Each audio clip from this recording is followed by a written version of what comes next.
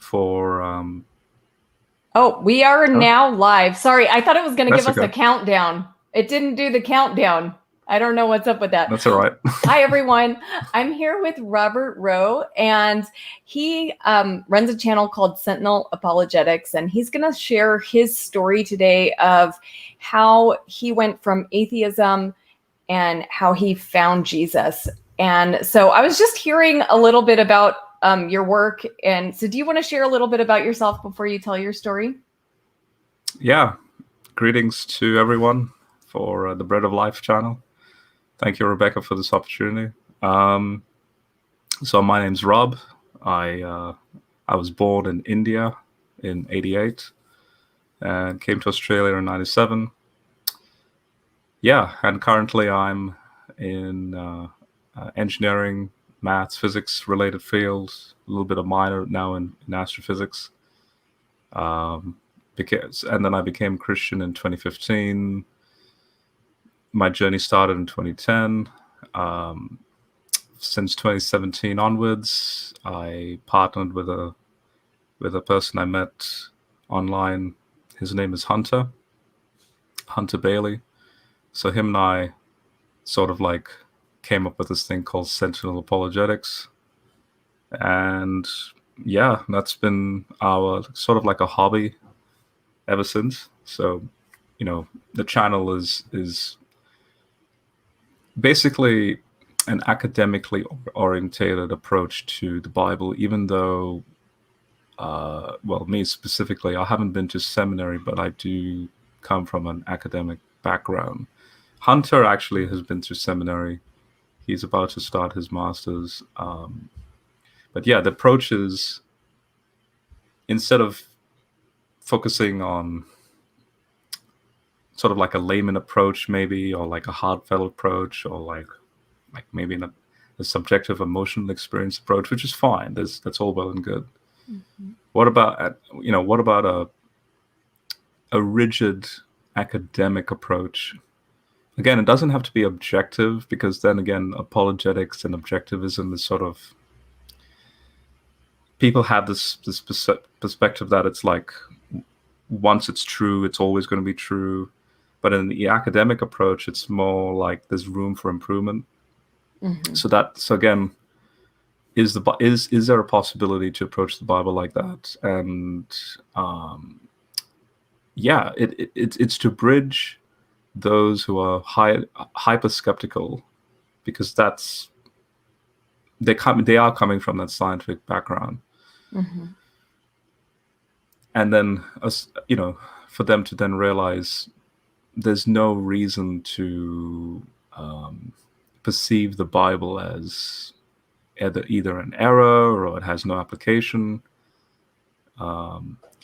So Hunter and myself, we try and showcase the faith, mm-hmm. that you can genuinely have.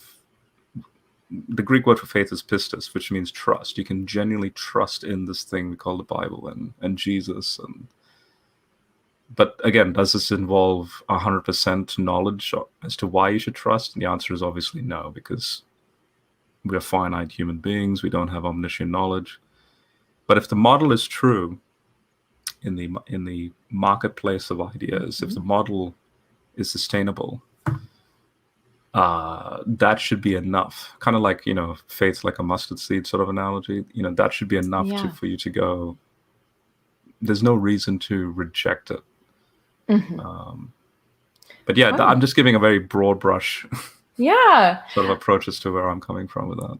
Yeah, so for those who are watching, that channel is Sentinel Apologetics, and Jeremy put the link in the chat for you, and it's also in the description of the video. So go check out his channel. It is, it's great defense of the Christian faith, and if you have questions or difficulties with the Bible, you will find a lot on his channel. So Robert, tell us your story. How did you come to know Jesus? Yeah, well, I believe my story is unique, but at the same time, I've come to understand that every story is special. Yes. So I'm not like the guy that's found the theory of everything. I reckon I take fully for granted now. In hindsight, I take fully for granted now the uniqueness that every person has, regardless of how complicated or simple their approach has been. So all I can do is share what I've experienced and how I've approached this mentally. Mm-hmm. I will say that my approach, I didn't hear a booming voice in the sky or personal experiences. In fact, that happened much later on, after I accepted Jesus. So as a caveat, so basically, my family has been Christian, European. We have basically European family, a big mix of Protestant, Catholic. But they never really pushed, they never pushed religion onto me, like this is who you're meant to be, sort of thing. It's just I've been brought up in this family, born in India, because World War II was when my grandparents, during the war, they had to migrate there because both my opa, so my mum's dad and my dad's dad, were in the army, and so they were drafted into that region to hold the Japanese off from Burma. And after the war, my parents met, and the rest is history. And so I was brought up in a culture where it's a radical multicultural thing, because not only do you have the British thing going on there, but you also have the Eastern mysticism going on, and it's this tension of West and East, literally in India. Let's just say, I won't go into too many details, but let's just say that I've seen a lot of weird stuff growing up in India. What you and I would call superstitious and just weird, maybe paranormal. But at the time, the funny thing is, at the time, no one really questioned it. Like if you approached an Indian and you said, "Is there this thing called the paranormal or the supernatural?" They kind of look at you just sort of bewildered, like, "Where have you been?" To them, in other words, if you and I in the West were to Yes. sort of get really surprised, like, "Oh my gosh, that freaked me out," those in the East are kind of like, this is like an everyday thing. It's like, welcome to reality. That's their approach. So my family had that approach with me as well, from a church sense. They didn't make it this rigid thing, like oh, God's going to be angry with you if you do this and that, or because you haven't attended church, therefore you're sinning, and you'll go to hell if you don't believe in Jesus. Like, that wasn't my upbringing. My upbringing was just a general, you're born, you're introduced, this is the thing. It's like you're a human being, you're born. I happen to be born in that European family with that multicultural Asian mix. The family happened to be Christian, so naturally you have to go to church, and all the protocols as to how each one of us going through the motions, growing up, until you're an adult, where then you can make your own decisions. So that being said, I came to Australia in '97, and the first thing I noticed was it's very sterile. Not only culturally, but also religiously. It's just like compared to, say, the Indian streets. Landing here that particular night, I came at 2 a.m. We landed, and just seeing it so empty and pristine and different, and then to just when we started attending churches here, it's sort of the same thing. It's like the churches here are very quiet. Like, I'm walking into a church. Yes, there's discussion, there's a crowd, and then there's probably going to be a hymn sung, and then the pastor. But it's so sterile. It's like there's no noise from outside. There's no people screaming or the chaos of outside, where randomly a person will run and needing help, or maybe the person got attacked and is bleeding, and like yeah, it's just a totally different warped perspective of Christianity here in the West versus Christianity in, say, a third world country. So that being said, I guess my family advocated for me to be a critical thinker, to sort of make, if as I'm growing up, as I'm gaining knowledge, just to understand why things are the way they are, rather than just indoctrinate, I suppose. I know indoctrination is a harsh word or too strong a word, but again, in hindsight, I can't help but use that word. And that obviously was involved with schooling and so on. So then when it came to the faith, it's all because of my opa. So my mum's dad. He passed away in 2010.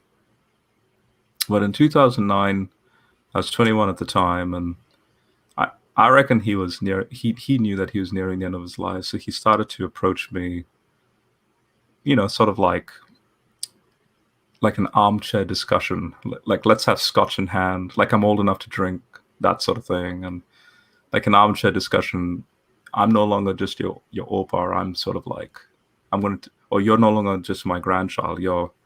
I'm going to treat you as like Rob the adult now. Like you're entering your 20s, and this is reality. No longer it's all with rose glasses and sugar coating, and like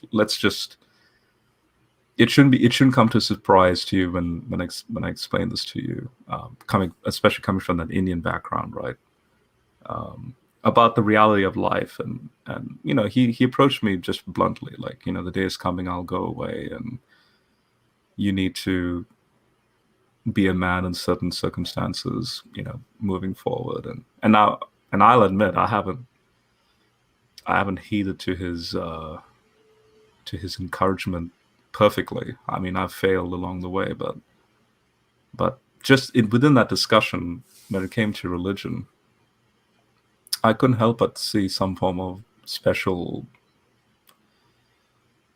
spiritual religious conviction that he had that I couldn't explain. I couldn't couldn't explain, couldn't refute or deny, because by that time I'm already I'm very apathetic about religion, and especially about the Bible. I literally had probably only 1% knowledge of the Bible. I probably only knew about, say, John 3:16. Yeah, and that's really about it. So if someone were to ask me about the Bible, I'd be like, I don't know what you're talking about. Then a year later, May 2010, he passes, and a few weeks later we have the funeral. And it's at that funeral, it's practically like to the year, in fact, that since we had that discussion, and I'm the last one to leave the casket. And so I touched my hand on his cold forehead, and that was not only the first funeral I've had, but also a family member, and especially someone who was very close to me within the family, where I'm touching his forehead and it's cold. It's just this alien-like experience. You just think to yourself, what on earth is this? Where is my opa? And that's another question. Now, obviously, the environment's very sad and emotional, but there's a moment where, just the way I am, like the way my brain thinks, there was a moment of intrigueness about this scenario. Like all emotions were just zapped into more of a intrigueness of, yeah, I wonder where is he? Like it's a thought or a question I didn't ask before. Like either when I've experienced friends that they've told me that their loved ones have passed, or when you hear about on the news, like so many people have died because of this disaster, and you don't really fully take on the emotional strain of every situation of those events, right? Because think about it, if you did, you'd just be a nervous wreck all the time. But here, obviously, it's within family, and it's like he's just passed, and so there was that moment of clarity that this thing we call death is it's just staring you at the face. So in that moment, it's, touching his cold forehead, I'm just like, here's a man who's 89 years old, encyclopedia of knowledge and experience, just gone, just like that. So afterwards, during the wake, I approached the pastor and I was like, yeah, I mean, I heard you give the gospel presentation. It's the same thing I've heard all the time, even within family. But where's the logic? How is that associated with my Opa still dying? And right now, potentially thousands of other grandchilds or children, experiencing the same thing potentially around the world right now. And then the typical cliche response, which is not a bad response, but again, it's just people like me that have an analytical mind. It's not satisfactory. But the response was like, God works mysteriously. This is just the way things are. And so it wasn't that response that triggered the events to transpire after that. So it wasn't the pastor's response, because the pastor's response was just like, yep, it's expected he'd say that. What further intrigued me was actually my atheist friends and my Opa's atheist friends that verbatim gave the same answer. It's like their answer from a naturalistic point of view is no different to the religious answer. That's just the way things are. It's not that, like, okay, the pastor would say he's now in heaven with Jesus, but my atheist friends would say his memory now lives on in you, or lives on in his family. But notice both have this meta perspective of this living on, whether it's living on with Jesus or living on in memory. It's like, well, why? why? Like, if I'm talking to you in the past, it's like both of you are talking the same thing, but just with a different perspective. And both of you are speaking subjectively. You're not thinking objectively. You're not actually giving me, say, a theorem as to, okay, now this is the end result for my Opa. Yeah, it's you haven't really answered the question, like, why death? Why? Where is he? And let's just be honest, you don't know.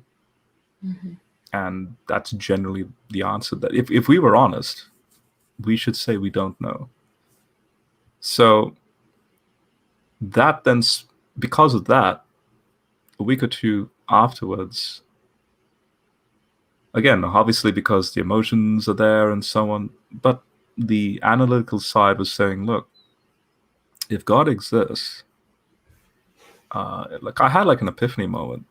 If God exists, what's the most efficient means he can reveal himself?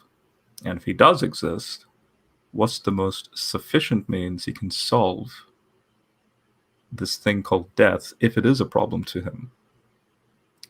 So notice the hypothesis. It's like, what's the most efficient means he can reveal himself if he exists?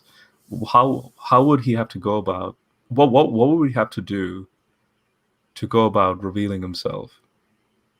And you can come up with various scenarios of all that, and naturally so. Like when I asked that question with a simple Google search at the time, and going into the library, like Encyclopedia of World Religions, and seeing all the isms with respect to all the different religious models, and panentheism and pantheism and animism, and like these are all models to where I knew it. Like at the time I was thinking to myself, yeah, this isn't surprising. I'm not the only person that's asked this for the first time, right? I'm 21. There's a little subtle naiveness that's creeping in, because you have the presumption that you're the first one asking these questions, but then when you walk into the humanities department, you're just like thousands of humans for thousands of years have been asking this question. And they come up with these models, like what is God and how does he interact? But the hypothesis I really like the most, again, in hindsight of, to use a pop culture reference, even prior to my Christian engagement, was movies like The Matrix, which, even though I love that movie from an artistic context, with a modern cyberpunk genre sort of thing, it blew my mind that I didn't realize that movie, or the concept of being a brain in a vat, goes back to Plato's cave. You see this.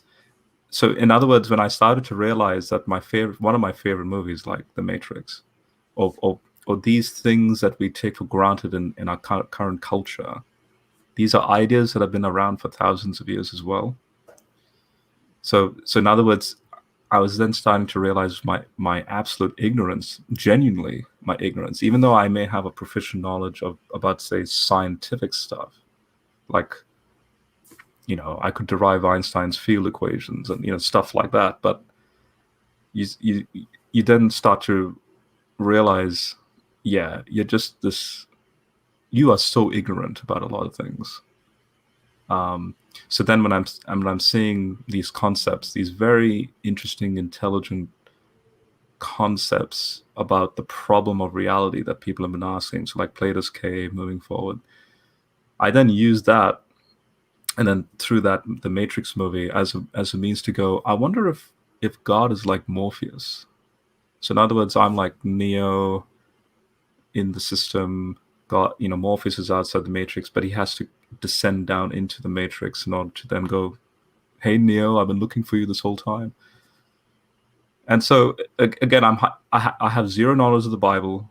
I'm just hypothesizing. That to me would do it, if God could do that, or if God did do that.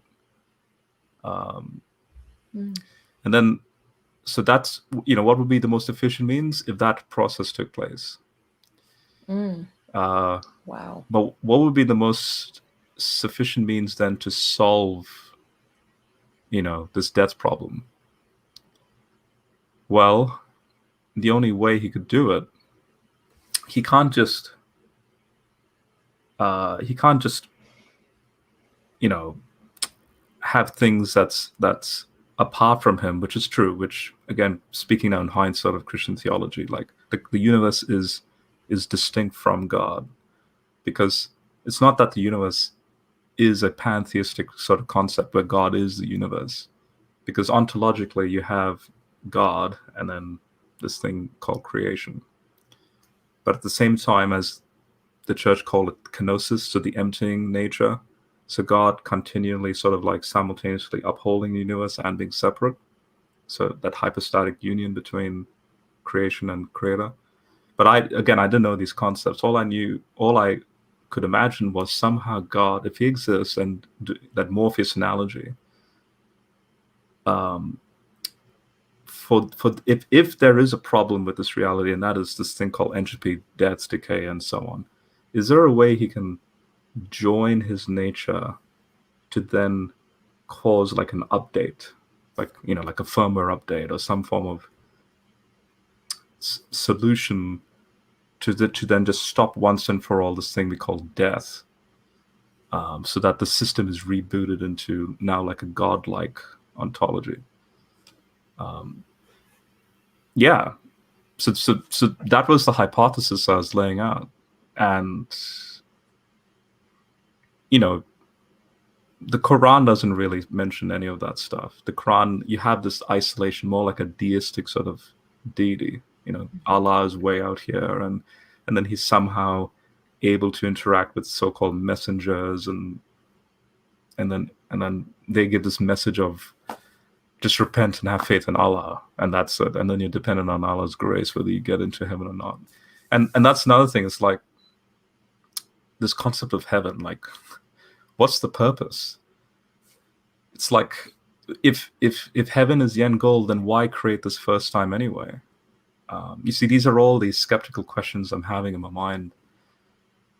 So I already knew the Hindu myth because, coming from India, I was well aware of that, and I could see that just didn't jive with me at all. The Greco-Roman myths were very interesting, but again, very clearly I could sort of see a pattern of, the epicness of certain tales, whether it's genuinely true or not. If it is true, then it's like divinized human rulers, and then these tales are derived from that. And so when I was looking at the Bible, I couldn't help but see an A to Z flow, like an epic story. I don't know if you saw like the 1950s Ben-Hur, Yes. like that sort of movie is like this epic tale of from. He started off as this, and then midway through he ends up like this, but then at the end it culminates in this finale, like a big saga. And no religious text approached that in that way, except the Bible, from my reading. So like Genesis 1, God creates, but with the end goal of something like Revelation 21 as an end goal, like the new heavens, new earth. So then, long story short, I then realized that there's a mathematician. His name is Leibniz, and that's in the 1700s. He's contemporary with Isaac Newton. He also invented calculus, but he came up with this thing called the best of all possible worlds, which really made me go, I think I would wholeheartedly agree with Leibniz here, where if God were to create, he can only create something that is not him. It's not that it's impossible for him to create. Whatever he creates, whatever comes into being, and even that in itself is a very complicated thing, because coming into being involves our perception of space-time continuum and all that stuff. So in other words, if the universe is coming into being, is there like an independent time dimension that's working simultaneously with the being of this universe? And this is a huge big debate among Big Bang cosmologists and all that. But so putting that aside, it's philosophically you have God, and then this emergence of this reality, which we call the universe. So think bara in Genesis 1:1. It just comes from nothing, sort of thing, right? And I find it curious that the Genesis story starts with chaotic conditions. And so Leibniz's point with the best of all possible worlds is that if God is an omni-being, then he can't create an omni-being, because we have this perception that that God starts with a perfect world, and then you and I, as creatures within the world, devolve the whole perfect creation into this imperfect state for that to then become perfect later on. Rather, all I could see in the Genesis story with Old Testament scholars that showcase its parallelism with ancient Near Eastern myths, and then you have Leibniz in his philosophical tradition saying, no, God starts with a functionally good universe, but it's not omni like him because it's a created thing. You can't create another Yahweh. So this is going back to my two questions I asked. If God exists, what's the most efficient way he can reveal himself, and what's the most efficient way he can solve this problem of entropy? And I came across this word called chaos Kampf. Kampf means struggle, so like struggle with chaos. Again, it's a philosophical term about how you and I every day, and as far as the universe is concerned, for 13.8 billion years, the chaos Kampf sort of permeates all of reality. So then, again, another epiphany moments like, has God come to solve chaos Kampf then? because chaos kampf ruled basically my opa. My opa could not struggle against chaos anymore. It was victorious. But then now notice in Corinthians you have this language of, well, it wasn't victorious against Jesus. Jesus defeats the grave and death. And Yes. by the way, death, the Greek word for death is Thanos. Have you ever wondered why Thanos in the Marvel movie, like he embodies that imagery? So something as simple as like Tony Stark, clicking his finger and then Thanos just vaporizes. It's like that imagery. So yeah, like you have Genesis 1 starting chaotically, but then God is sovereign to still maintain order. But it's still chaotic. But then at the same time, there's this wrestling, right? And you see this in all the creation passages, all the Psalm passages about creation, where it speaks about creation like a seven-headed Leviathan that God's sort of taming. And then finally, when you see Jesus doing what he does, and then finally when you reach Revelation 21, again, it at the time when I was reading that for the first time, I just didn't understand the deliberate, intelligent use of certain words and terms if you don't have all this background context flowing through your mind. So in Revelation 21 verse 1, when I read the Bible fully through without all this, there's a lot of stuff I found absolutely beautiful, and just a lot of just really confusing stuff. And here was one. So it, behold, I saw a new heaven, new earth, for the first one passed away. And then there's this throwaway line like, there's no more sea. And I'm thinking, why? What? Why mention sea? What has the sea got to do with reality differences? I don't know. But now in hindsight, because of the scholarship into the linguistic, literary context and the terms being used, so Genesis 1 starts with chaotic waters with respect to the first heaven and earth. And here's another thing. Heaven and earth doesn't mean heaven and earth. Here's one of the clarifying moments where I started to realize I'm actually reading an English translation of an ancient text where I'm not honoring the original hearer or reader of these terms in their original language. And clearly, coming from a multicultural society like in India, so they speak Hindi, Telugu, it's like, yeah, you have to understand nuances and so on with respect to that culture, which you won't understand using English. So even terms like heavens and earth kind of threw me off a little bit. Like, does it mean the sky and the earth that was created at the beginning? And the scholarship will say no. It's a merism phrase because because Hebrew at the time, the most efficient means that they could communicate what we would call the universe or totality. For them, it's a merism phrase to say everything. So kind of like when we take a compound noun like, say, butterfly, we don't mean a fly that's buttery or a butter that flies. It's butter and fly are not those two things when we combine it and speak about a butterfly. So yeah, heavens and earth just means universe to the ancient Hebrew. So it's like, in the beginning, God created the universe. You could literally read it like that. And so Revelation 21 verse 1 is like, and behold, I saw a new universe, for the first universe has been passed away. And there was no more sea. But now notice, even though I've clarified heavens and earth as universe there, now it reads a lot more like there's a lot more you can get out of it now with that better reading. Still, that no more sea is throwing me off a little bit.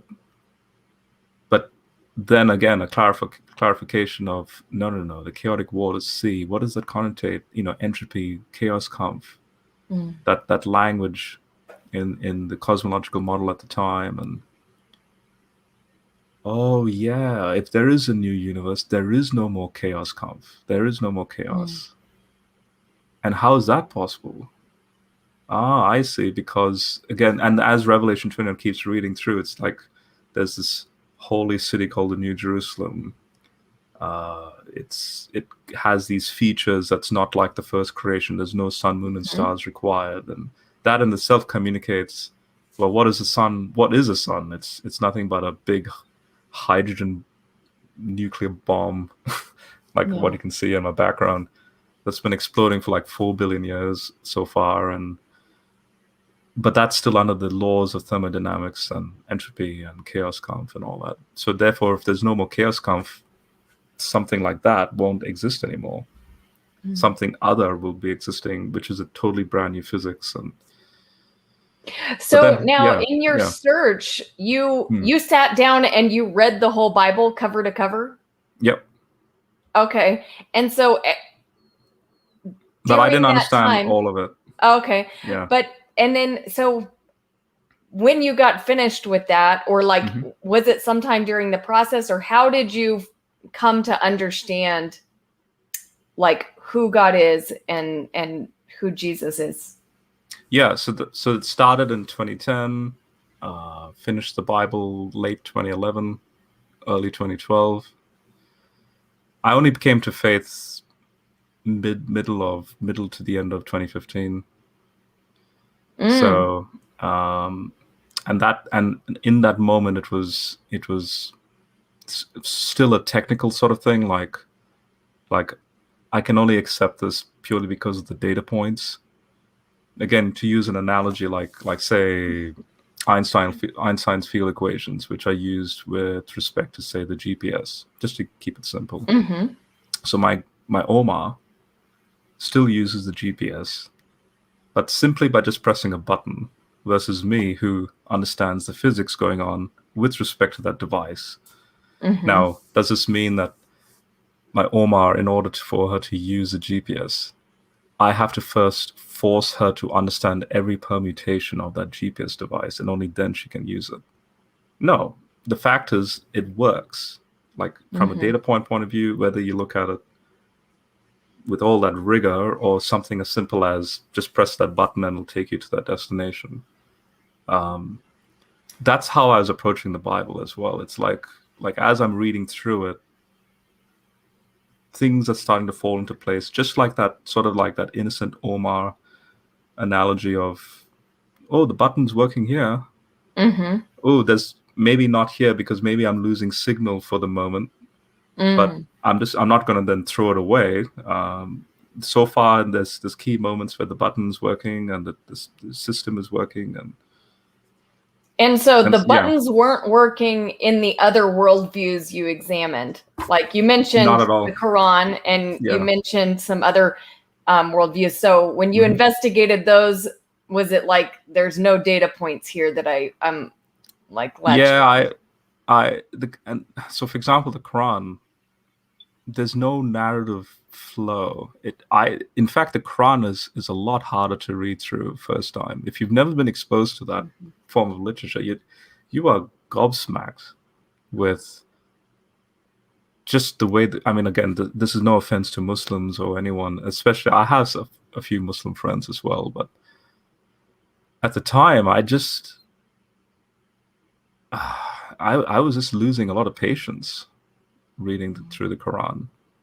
I started to notice a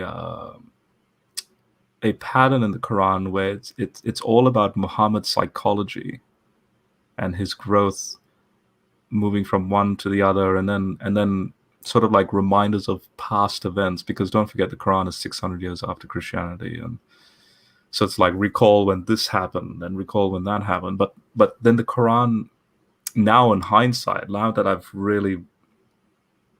come away with a lot of knowledge with respect to the Bible, and now with a lot of knowledge with respect to, say, Islam, the Quran, then the other literature like the Hadith and what's called the Tafsir, the commentary and interpretations and all that.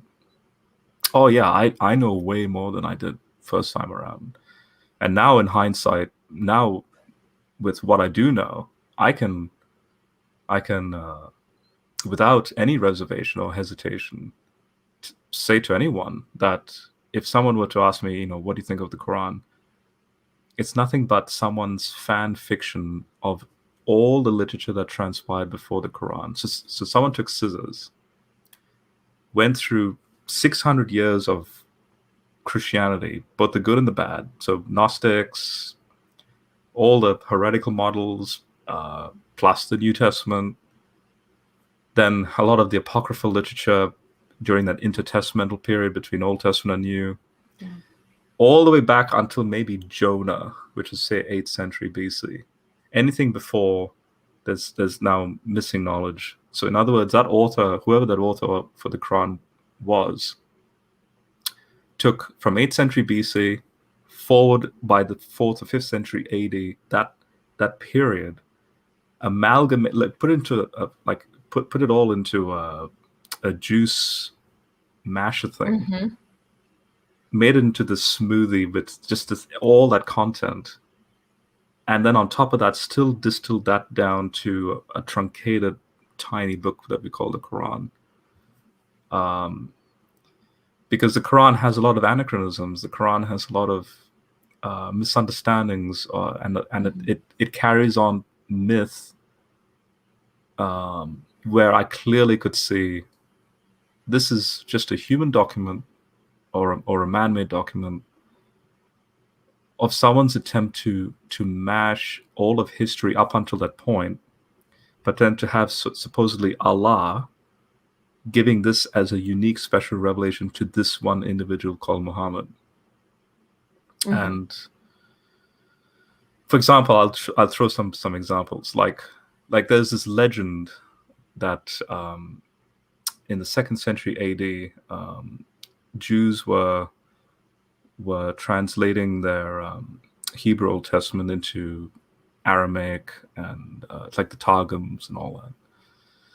And then you have Christians like, say, Jerome and his Vulgate, so Latin Vulgate. And because don't forget, the church moving more into the westerly direction, they're having to appeal to the Mediterranean proper because again, Christianity is forking out through the Mediterranean to the gospel spreading. And here's an example where you can just tell Allah is not behind this, or God is not behind this. So when the Jews were translating Abraham's story, where it says he came from the Ur of the Chaldeans, Ur is an Ugaritic word, which by the time, say, the exile took place, is a dead language. It's an ancient Near Eastern language. And Ur just means city or country. Now, Ur, phonetically, sounds like the Hebrew word or, which means light or fire. And well before Muhammad mentions this in the Quran, you have a conjecture that, when it says Ur, Abraham from Ur of the Chaldeans, so Abraham from fire of the Chaldeans, we don't see this in the Genesis account that he was thrown into a fiery furnace and so. But we do see in Daniel, maybe, because see, there's an example of people being thrown in and they're protected. And so then there's this big legend where Abraham's saved from the fiery furnace because he didn't worship the idols of the Chaldeans. So God saves him. Now, it actually that story repeats in the Vulgate. I find it interesting the New Testament doesn't pick up on that. Stephen in Acts 7 says country of Chaldea. He doesn't say fire of Chaldea. So notice the New Testament shows it's, and again, if you're talking about inspiration, you're like God making sure that accuracy is maintained. It's interesting that you don't see blunders like this creep in even in later documents like the New Testament. But then you have apocryphal works like the Targums and all that are not afraid to venture out into these conjectures. And then the Quran, of all things, like supposedly is, deriving from this eternal tablet in heaven and so on, has this story of Abraham from the fire of the Chaldeans. So it's like, so for all eternity, Allah did not know the difference between Ugaritic and Hebrew. You know, but like, imagine if Allah told Muhammad, you know that legendary tale? I want you to correct people. I want you to say, no, that tale is wrong. It should be this. Like that, to me, at least, would be an eye, it'll raise my eyebrow a bit, because we didn't understand the complexities of the ancient Near East and ancient Near Eastern language until the 1800s, when archaeology was digging up the cuneiform texts. And so yeah, that's just a taste to tell you I've done my homework. And, okay, so you got done reading the Bible in 2011, but you didn't really become a believer until 2015. So what happened in that space? Did you read the Bible again? What were you going through during those years? Yeah, so I was with respect to the Bible, the theology that the Bible was presenting, I was packaging as a coherent model. Again, in hindsight of those two questions I raised in 2010 about God's existence and what would he have to do to solve Chaos Conf, all I was seeing was a growth in that direction of the model, or of the data points I'm collecting that verify the model. Like basically every morning, or maybe every second day during the week, if I had time, I would do like a little devotional, like here's another Bible reading, or here's another, say, commentary I'll read, to sort of, because I'm not a specialist in this. I'm no seminary student looking into this. I'm appealing now to the specialists. So and that's another thing. I wasn't reading what I'd like to call sensationalist literature. So I don't want to throw anyone under the bus, but like, I just find a lot of the, like, say, Lee Strobel's works or something like that, to me, I don't consider that academic.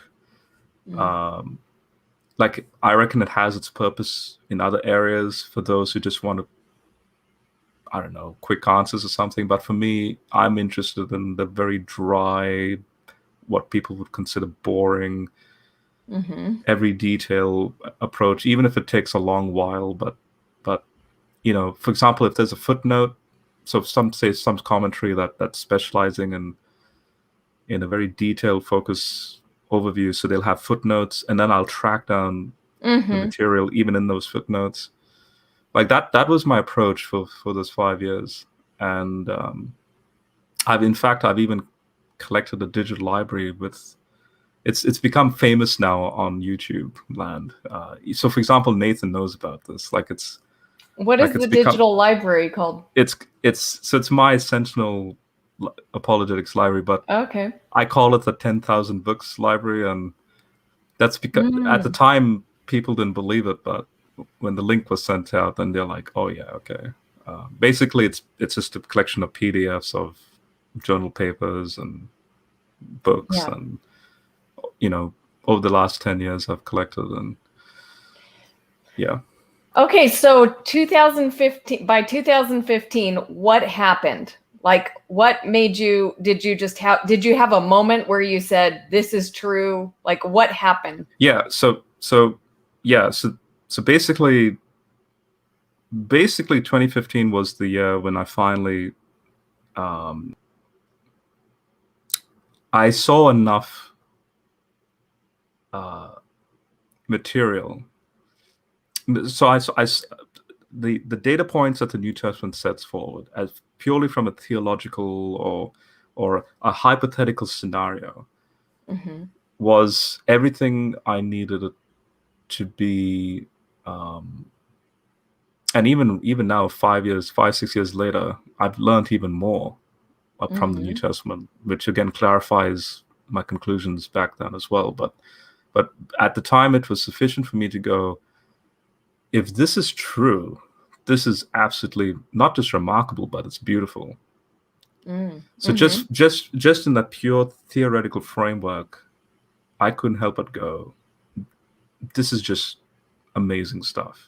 Because you have Genesis, starting with Genesis, you have, I mean, again, I'm speaking in the hindsight of, say, modern science education. So universe is 13.8 billion years, Earth is 4.5 billion years, life starts about 3.8, humans arise about 200,000 years ago.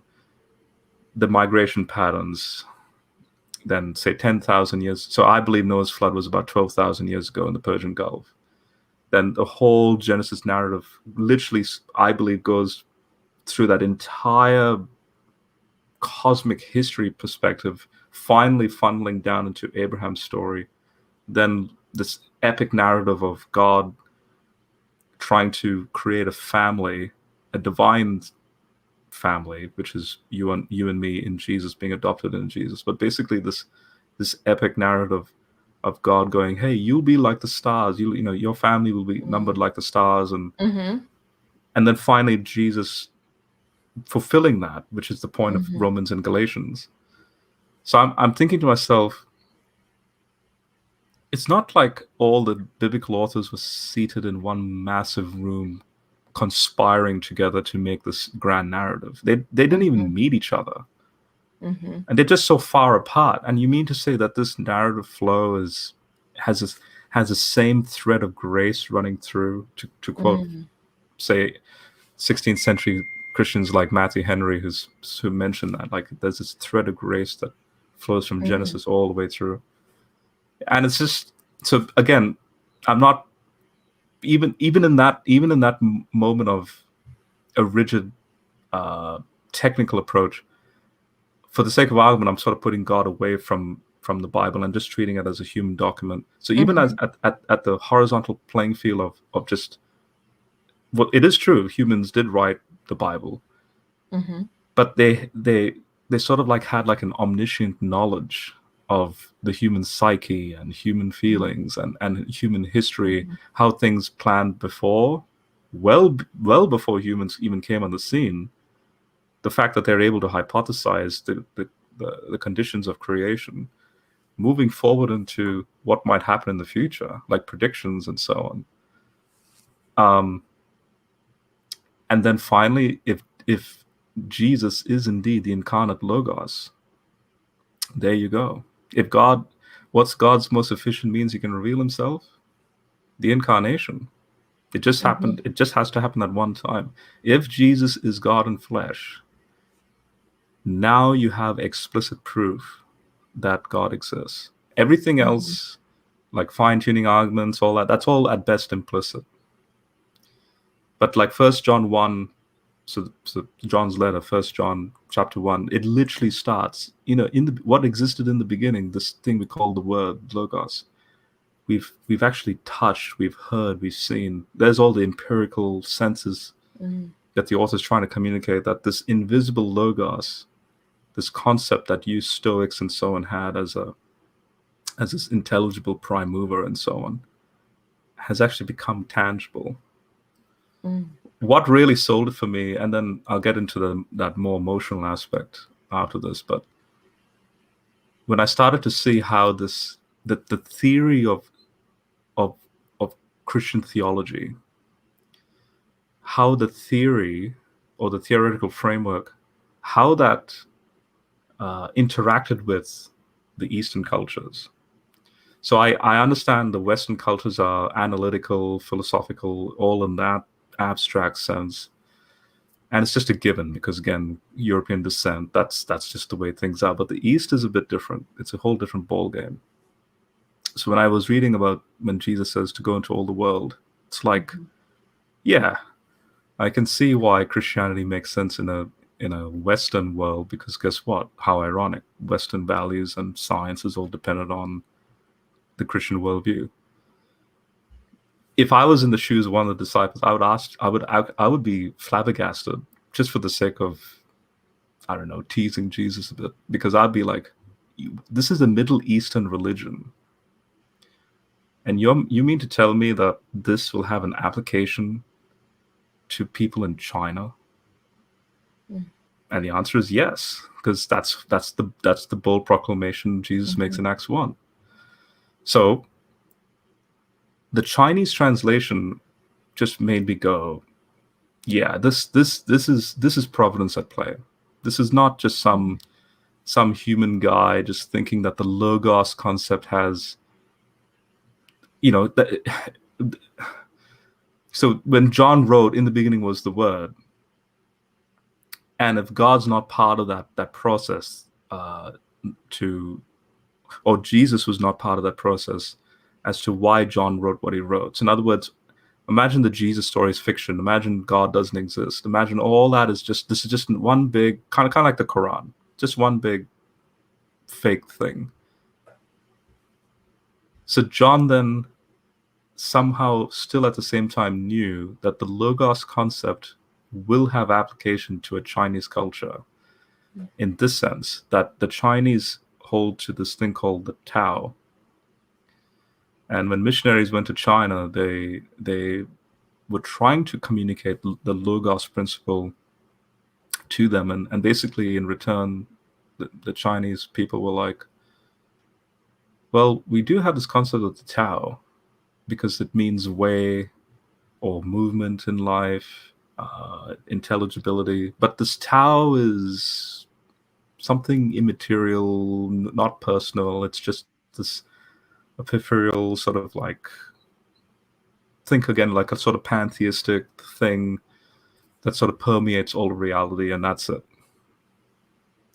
So this is where it really intrigued me when I saw the history of the Logos and Tao interaction when missionaries went to China, because then they're like, okay, the Greek, so the Chinese word that's equivalent to the Greek word Logos is that word Tao. So that means, you can read this in the Chinese translation, it literally says, in the beginning was the Tao, and the Tao was with God, and God is the Tao, and the Tao became flesh. It's like, who would have thought? Because see, that's revolutionizing the Chinese religion, right? Into now it's there's added data points to clarify, this ambiguous thing you call the Tao. Now it becomes much more tangible and real and organic. It's not some theoretical model that you're thinking of. It's an actual reality thing. And so here, and then I'm then thinking back, well, 2,000 years ago, Jesus had this conviction and this audacity that this message can go to all the world and be applicable. It's like either that was one heck of a lucky guess, or God's working providentially through this thing we call the church, and the message has survived. In fact, not just survived, exponentially grown. If the message, that's the thing, if the model is wrong, no one would be using it. Again, if the GPS system didn't work, my Oma, who has practically zero knowledge of the mathematics, she would just throw it in the bin. That's useless. But that's the thing. It's like, so theoretically, I started to see exactly that it would be foolish of me to literally reject the data points. When I press the button, it works as a theoretical framework, because not only does it make sense logically, but it makes sense through the data points where events in history transpire and simultaneously jive with the biblical accounts and all that stuff. And it's able to kind of transcend culture and like reach every like part of the world. Yes. Yeah. So so then comes the humility part, and that is knowing all that now, and sort of then going, yeah, I think that that satisfactorily answers those two questions I initially had. The passage that really then made it all emotional was at the end of Matthew 11, when it says, "My yoke is easy, my burden's light." You read that many times, and it's like, just one day I was just, I happened to be reading that again, and boom, it then hits you. like, are you going to bend the knee? That he genuinely is your master, but not just master, but also your brother, because you have this brother language in Hebrews too, because we're conformed to his image, and it's a family thing now to be adopted, to cry out Abba Father, like stuff like that. And that was a moment where I was just like, yeah, I think that's the next step to, and I'm not usually one to do that, because I like to be more of a lone wolf. I like to be also a little bit autonomous and, free, and I don't like to be subject to things. But there was a moment where maybe also it was a little bit of my upbringing coming into play, but that honor of, that old-fashioned honor of, like, if someone were to enter the room, you stand up and greet the person, or all those principles, right? Like in that old-fashioned upbringing. But even those principles, now in hindsight, I understand, comes from that traditional religious stuff. And so, yeah, that it was just one of those moments where I was like, you know what, Jesus, yeah, I want that easy yoke.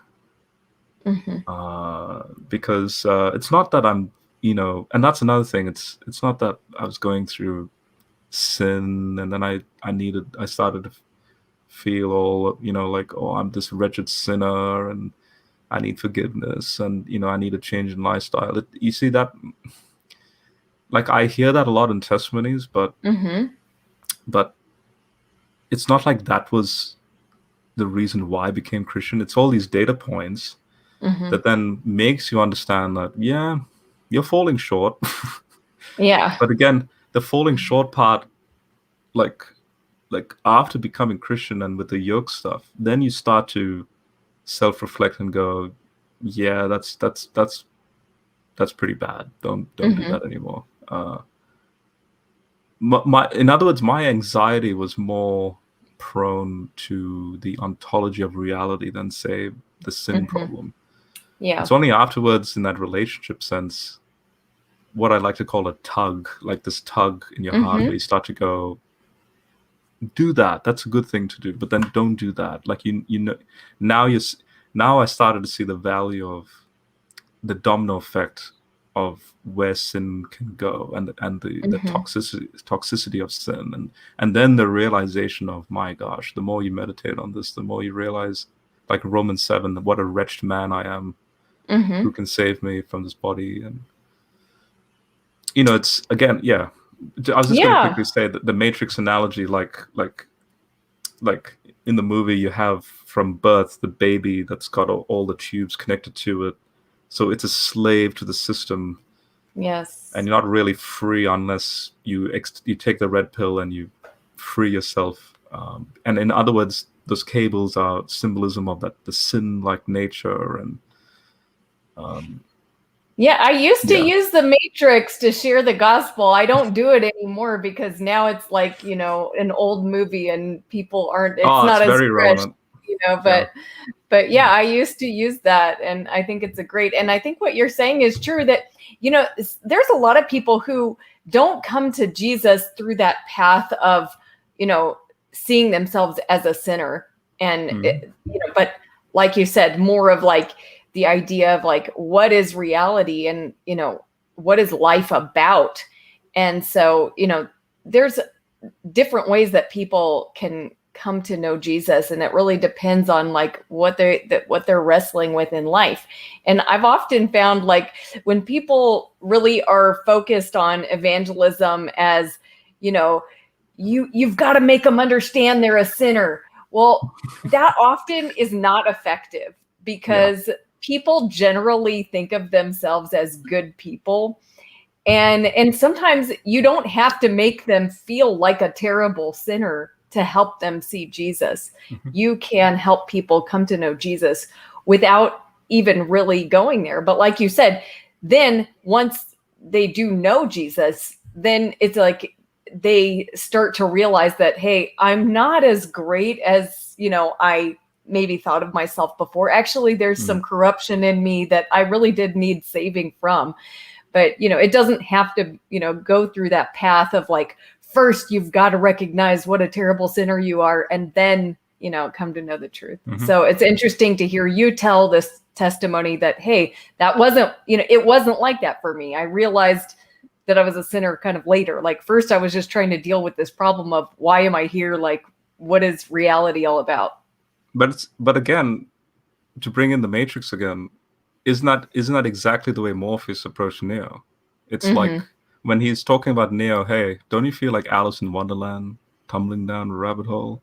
You have a splinter in your mind that's driving you mad, about this reality. Like, like Morpheus didn't tell Neo, you're this wretched sinner, quote unquote, in the sense of you're in this prison pod, you're all your cables connected to you, and you need to somehow repent, and then only then can those cables be detached from you. And it's like, whether he repented or not, the fact is he's still part of the system anyway. It's like, whoop-de-doo. Okay, I'm a wretched sinner. Okay, now what? Like, what's the reasons for me to accept the gospel, and then how is the gospel going to transform me in that sense? Like, I just find it interesting that when Paul, so this is one of the reasons, just to throw in a more academic sort of data point reason as to why I find the Christian message authentic. Paul's conversion was really intriguing to me.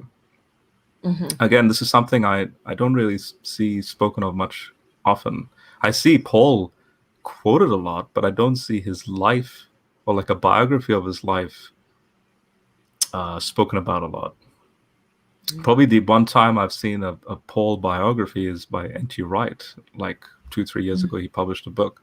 But even then, that book was written relatively a bit too late. It's like I was already coming up with the stuff even before N.T. Wright released that book.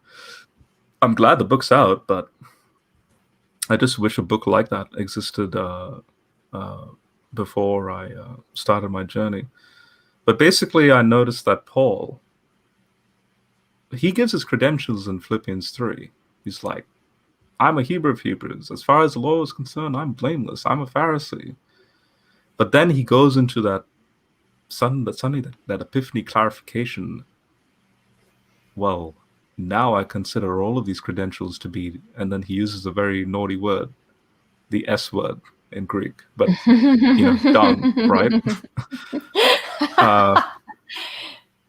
But why does he say that?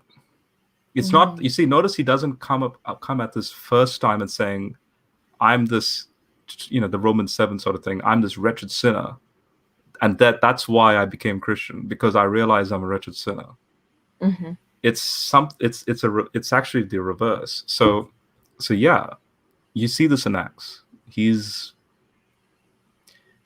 an authentic Second Temple Jew who is faithful to his tradition, Old Testament and intertestamental stuff. Yeah. Now think about it. He knows his Torah, and the Torah says that if a man is hung on a tree, he's cursed by God. So what do you think is going through Paul's mind when he sees this new religion, and adherents of the religion happen to be Jews as well, not Gentiles? These are Jews starting up this religion of a Jewish man who happens to be Messiah, so supposedly, and then was hung on a tree, and he's God. Like, I know if I was in Paul's shoes, I'd be like, that's heresy. So that's why the persecution of the church takes place, because he thinks he's doing the right thing by stamping out this heretical movement. Because it's blasphemy for God to be hung on a tree. That's why he says that language in 1 Corinthians 1. It's a stumbling block to the Jews, right? But then Paul has that Damascus Road experience. And then the psychology of his authentic letters, like Galatians, Romans. So for me, this is what really sold it for me with respect to Paul. in Galatians, he actually quotes that Deuteronomy verse about if you're hung on a tree, you're cursed by Cursed God. is. Mm-hmm. So he became a curse, and then he adds two words that clarifies to me that psychologically, I now I can see how he's made sense of this, purely because it authenticates the Damascus Road experience. This guy had an experience. It's illogical for someone like him to then.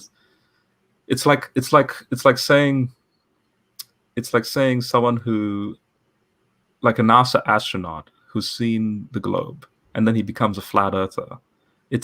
That's insane. Unless he has gone insane, or he has some really radical reason as to for him to change that perspective, and at the same time still be rational. So it's something like that. It's like I'm pretty sure Paul's hasn't gone insane. Like that. So he's had this experience and he's trying to make sense of this experience. And then in Galatians, he's like, you know, when it says, "Cursed is a man, cursed by God if he's hung on a tree." Now I understand that Jesus is not technically in that position because he became a curse, and then the two words added is "for us." It's like, and then when you follow Paul's psychology through that, notice when he now realizes the data point, so Jesus became a curse for us, that then leads to, yes, it's not my righteousness that comes from the law, it's rather the righteousness of God through Jesus' faithfulness that's imputed to me. And then the realization that because of that therefore the only conclusion I can make of myself is that I'm a wretched man, a wretched sinner. It's not that I'm a wretched sinner, you know, understanding that first and then it's God. It's God doing that to then tell us why he's doing that because of the position you and I are in that sense. Yeah. So okay. And you had that, you know, time in 2015 where you said, okay, I'm bowing the knee to Jesus. And, you know, you like humbly came to faith in him. So for the last then 6 years, can you tell us like what has happened in your faith? Like, and how do you experience God? Like, a lot of what you have shared has been, you know, very intellectual, that you came to God through this intellectual journey. So do you feel like your faith is still very much in the realm of being intellectual? Or, you know, like, can you tell us about your experience of God and faith for the last 6 years? Yeah. Let's just say, ever since bowing the knee, then, you know, that so-called like sinner's prayer thing, like you know, my yoke is easy and all that, and then finally going, okay, I want you to be master of my life. I know I'll disappoint you, but you don't disappoint me. And sure enough, that's happened. It's like, in other words, it's kind of like 2 steps forward, 1 step back throughout the last 6 years for me in my walk. But every time I do fail, as far as the Christian model goes, I don't want people to judge Christianity based on my behavior or anyone's behavior. It's judge it based on the actual data point itself. So if I've made a mistake with respect to, say, the GPS system, don't then reject the concept of the GPS system, because the GPS system is dependent on the laws of nature, which will never fail. It's the human fallible scientist that might fail here and there, and yeah, that's to speak more spiritually and subjectively. From that moment onward, I started to realize that coincidences are not coincidences. This thing I call the tug, I couldn't help but notice that pattern of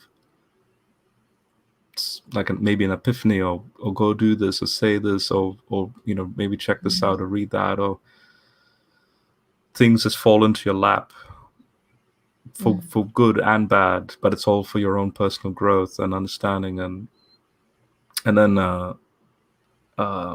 let's just say even though I had a systematic grounding of say the biblical data, I then went back to the drawing board again from say 2016 moving forward, where I wanted to then reread the Bible now in hindsight of this faith now that I'm having with Jesus, and again, even just I can't help it, but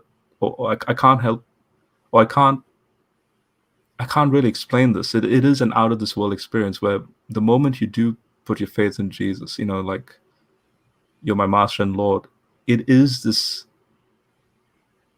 this welling up of just emotions and not that you're crying and all that, rather it's like a euphoria. You feel different, and so in hindsight of that sort of encouragement, that sort of freeing feeling, and seeing myself as an imago Dei, and at the same time conform to his image, like the realization that is potential realities. So I'm reading through the biblical narrative again properly. I then providentially was asked by a friend of mine, a music director of a local Asian church called Oikos Church, to write some Bible studies for them. So we've been through Revelation, currently going through Mark. That again was a very good systematic grounding for me to have a feel of what it's like to write a commentary for the study group. We went through Revelation for over a 2-year span, and now we've been through Mark for about a year now. And just that exercise of again, what I used to do, bits and pieces here and there academically, now I'm doing it like I'm actually doing it. And just that meditation, when you have meditation or maybe a devotional in Jesus, something as simple as jogging down the coast, like to my right, the sun sets over the Indian Ocean as I'm jogging. And I've had those moments where the scientist in me goes, that's a ball of fire 96 million miles away.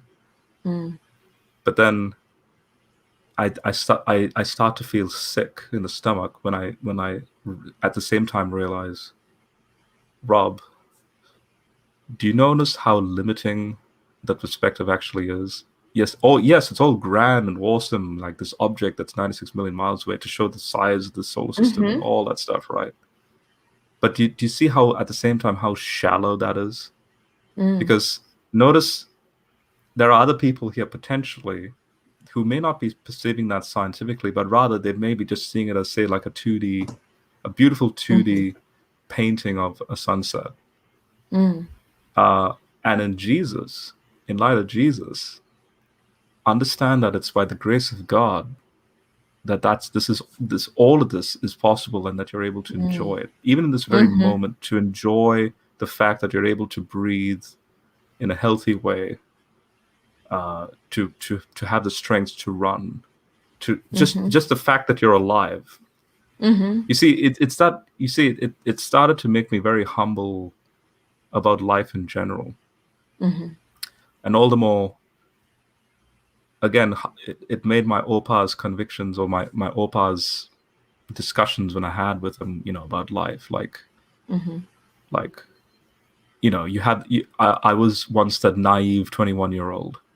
I'm 33 now, and as I'm aging, it's like all the more, it's just so true. It's like, I don't know, you had that naive invincibility feeling when you're 21, but when you realize how precious and fragile you and I actually are as a species, and how hostile this universe actually is, again, that chaos comes stuff, and then God still working with that, and to bring about meaning and order through Jesus. And it's like, let's just say it's been a sort of like a personal conversation between me and God, and outside that, as well as this academic sort of, like, when I talk to others, brothers and sisters like yourself and other people, like it's it's that whole big thing that's been transpiring for the last 6 years. Cool. I'm always learning. Let's put it that way as well. There's always something new. I'm not out there to debunk the faith in any particular way. It's like the core bedrock facts are there. You can't undo them because they're just there. All I can do now is just keep adding to the model.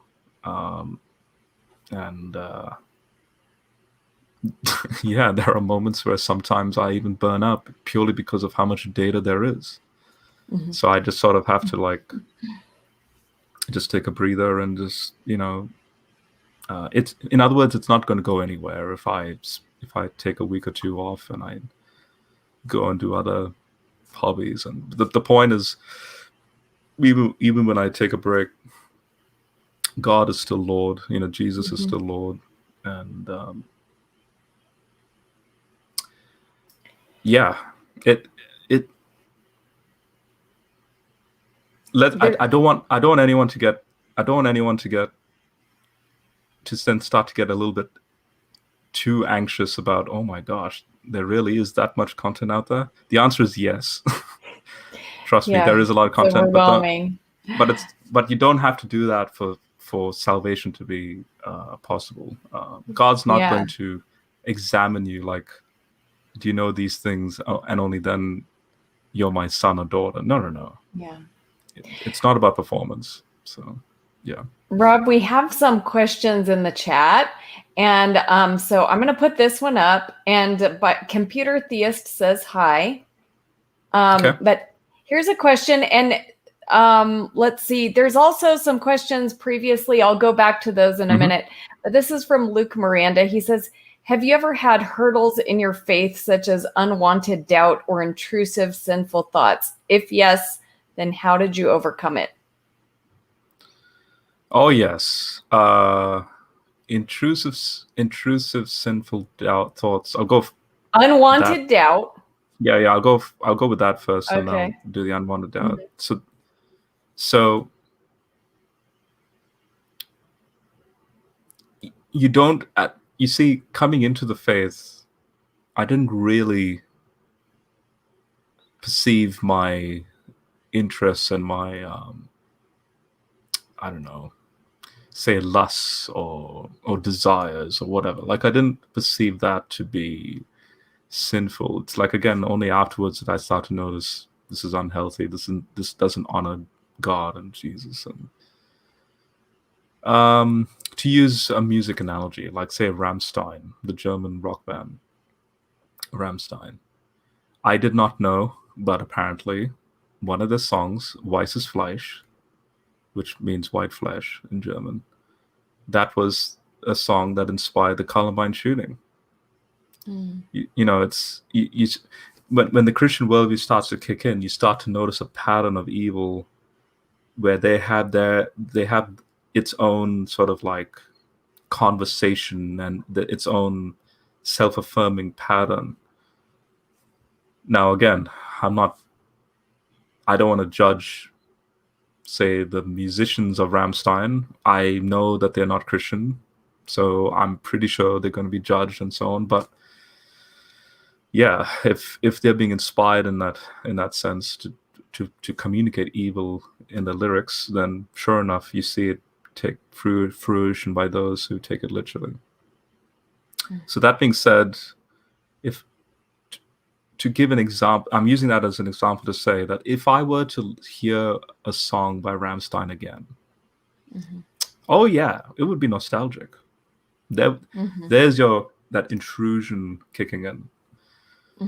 But now you have the hindsight to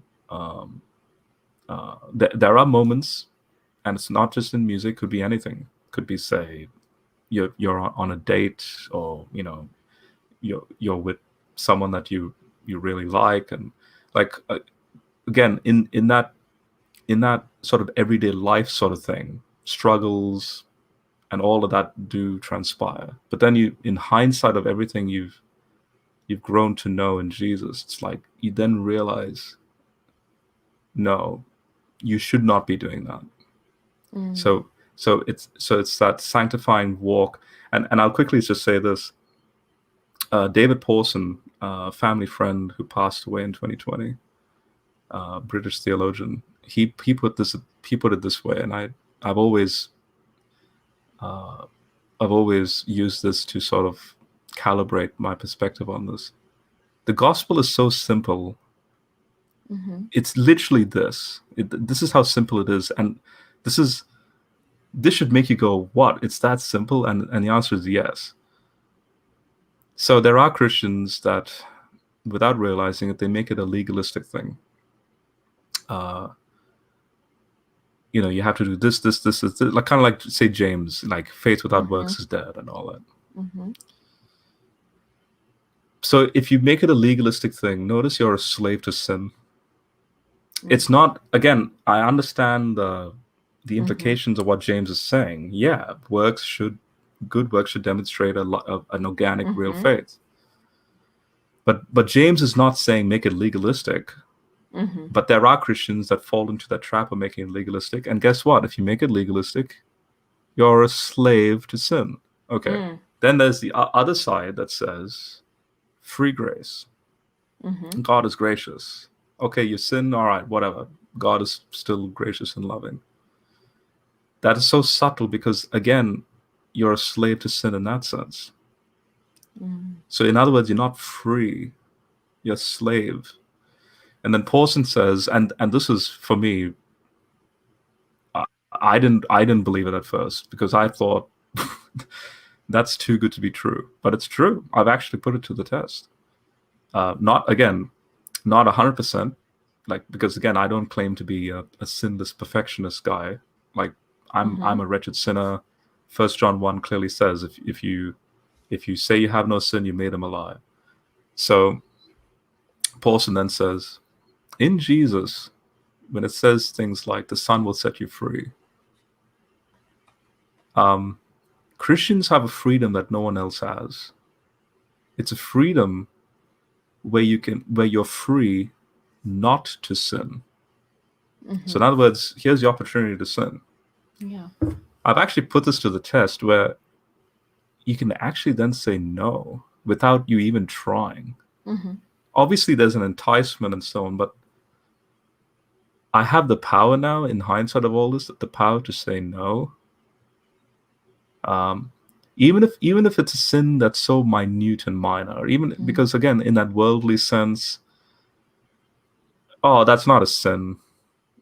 But again, when you have the whole Christian perspective in mind, you understand the domino effect that can lead down to like a generational sin, because sin is so deep and just so the tiniest sin can expand out. So yeah, it's this language. You have a freedom to not sin, and I realized, wow, that's a freedom no one else has. Where, notice, I'm not making it legalistic, and I'm not even relying on the grace of God.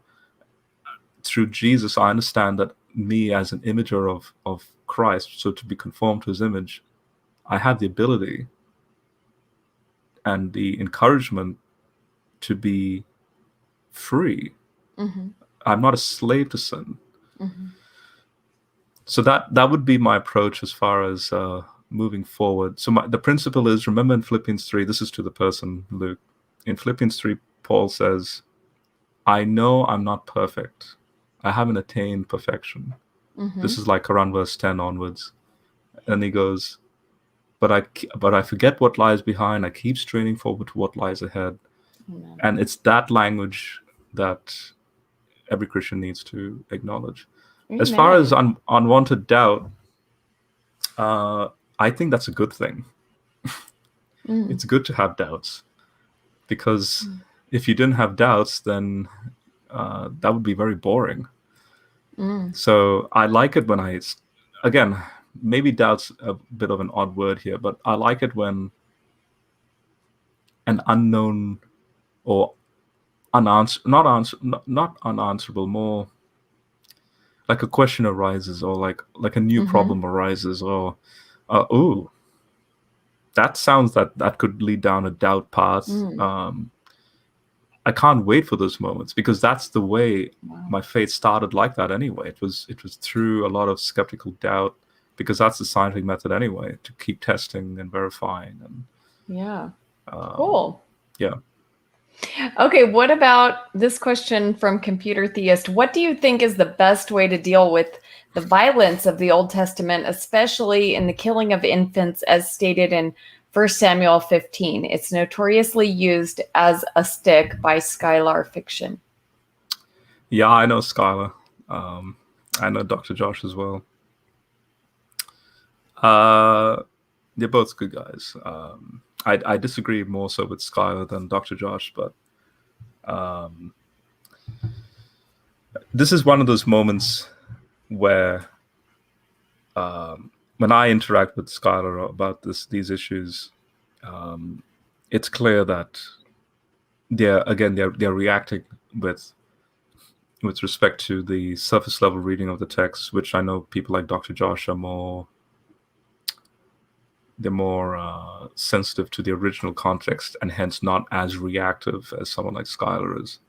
So with respect to just generally speaking, with respect to the Old Testament as a whole, and especially that Samuel passage, again,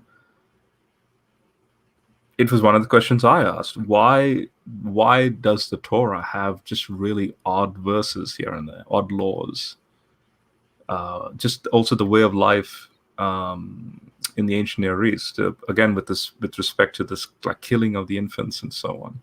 Again, this might sound rude, but there are a lot of people that react to these passages that are not cultured.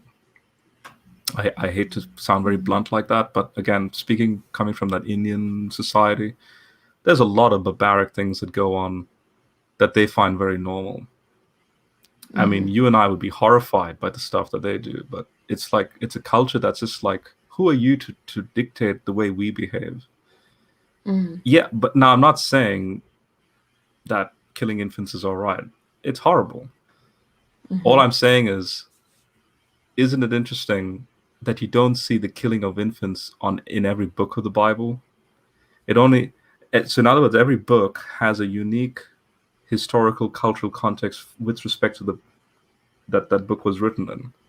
Like, to use a random example, like Ezekiel chapter 1, with the cherubim and the wheels and so on. Why don't we see that again in like Nehemiah or Ezra or Malachi? It's like it makes sense for Ezekiel, and only in Ezekiel, because Ezekiel is in Babylon, and Babylon is that stuff that you see in iconographic detail in Babylonian literature. And so the general broader scope of the ancient Near Eastern world is that God is having to accommodate who he is with respect to human stipulations that have this general barbaric nature with it.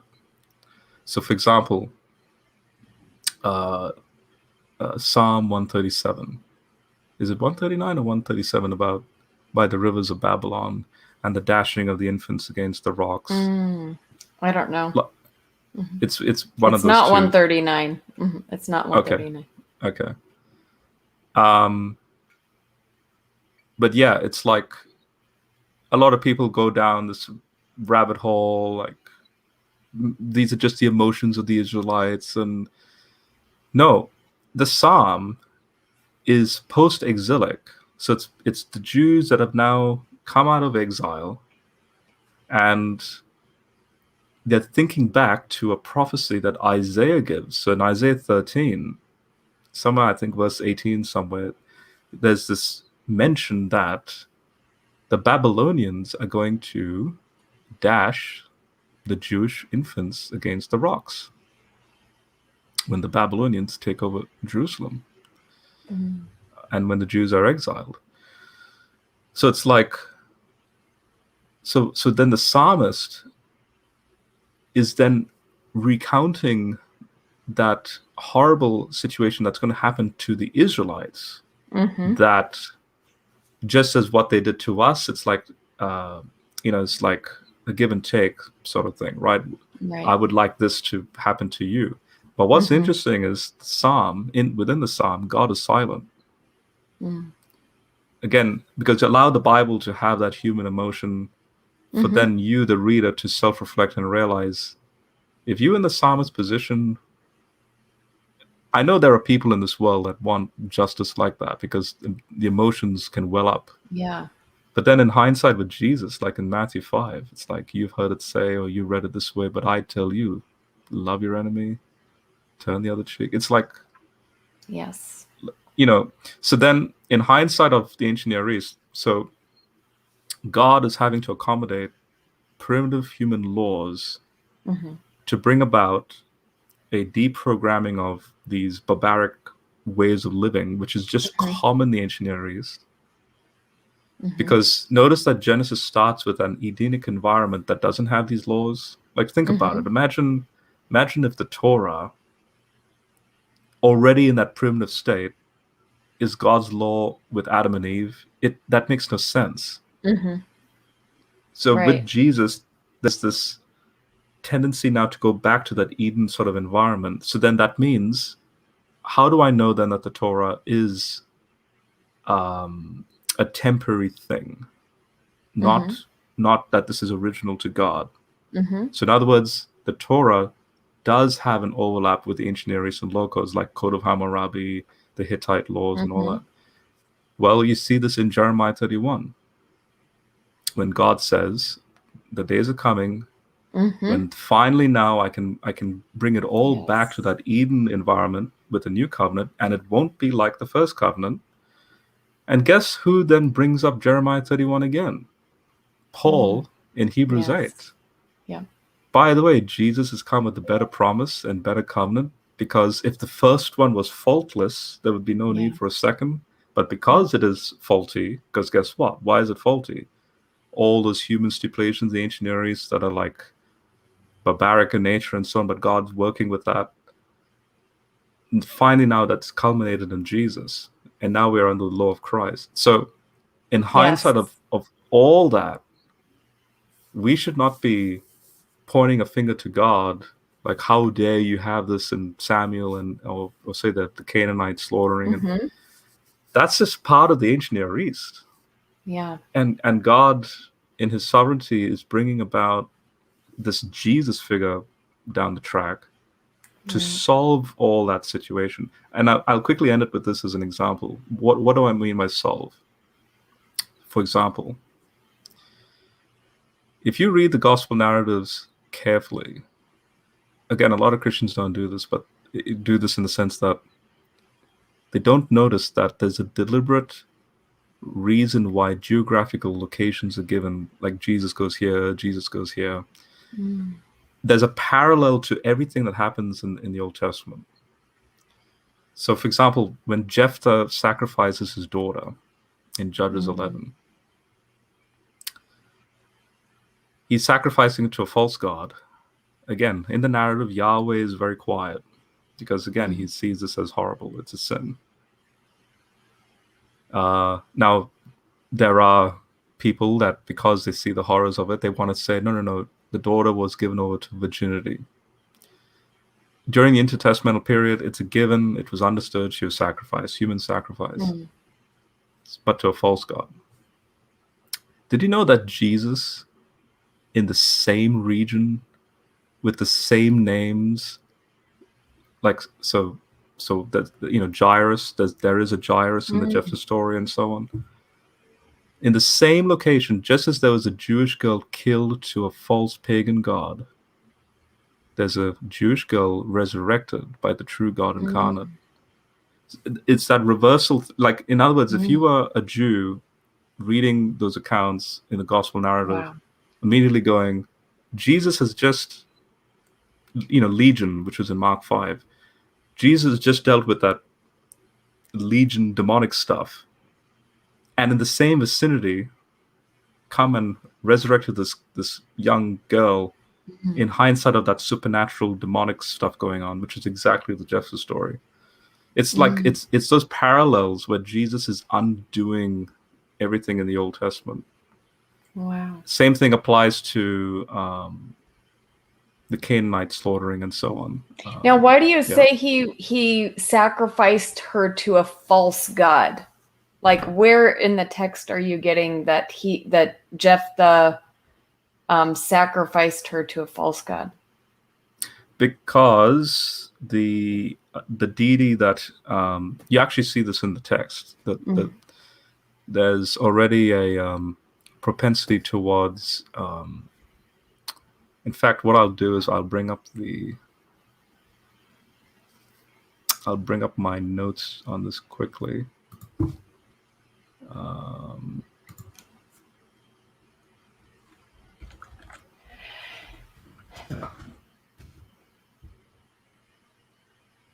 Thanks for those who have put questions. I am trying to get to all the questions that people have put in the chat. I think there's a couple more.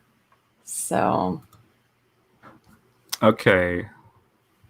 So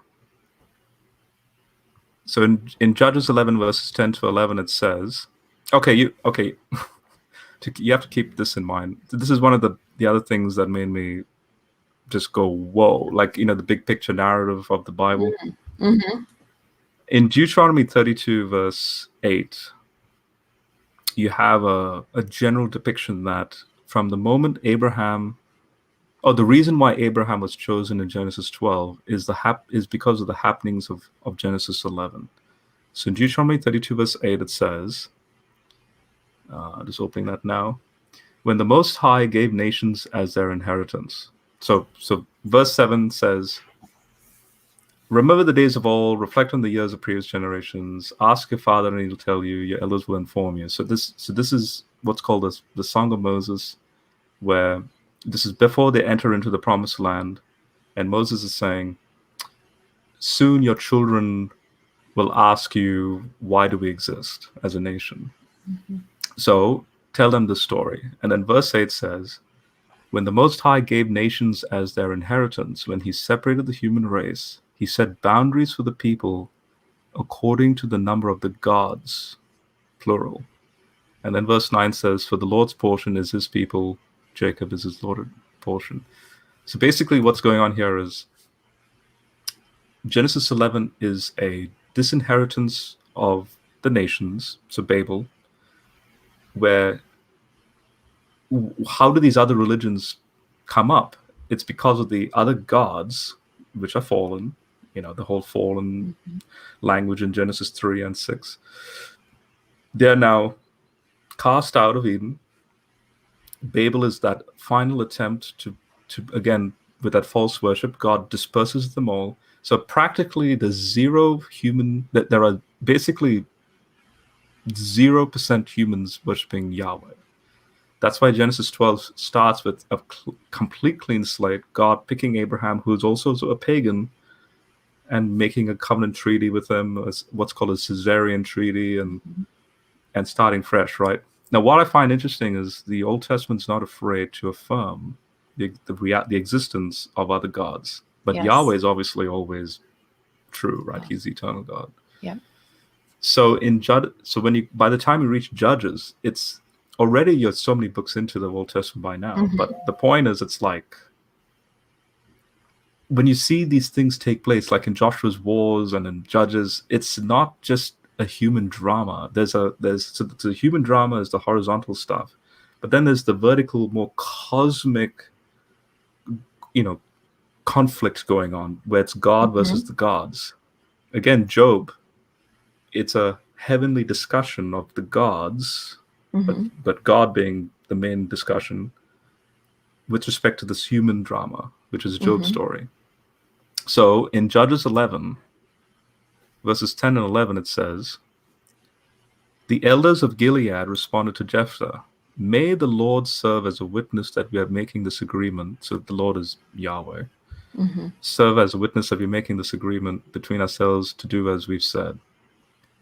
So Jephthah went with the elders of Gilead, and the people appointed him head and military commander over them. Jephthah uttered everything he had to say with a solemn nature of an oath in the Lord's presence at Mizpah.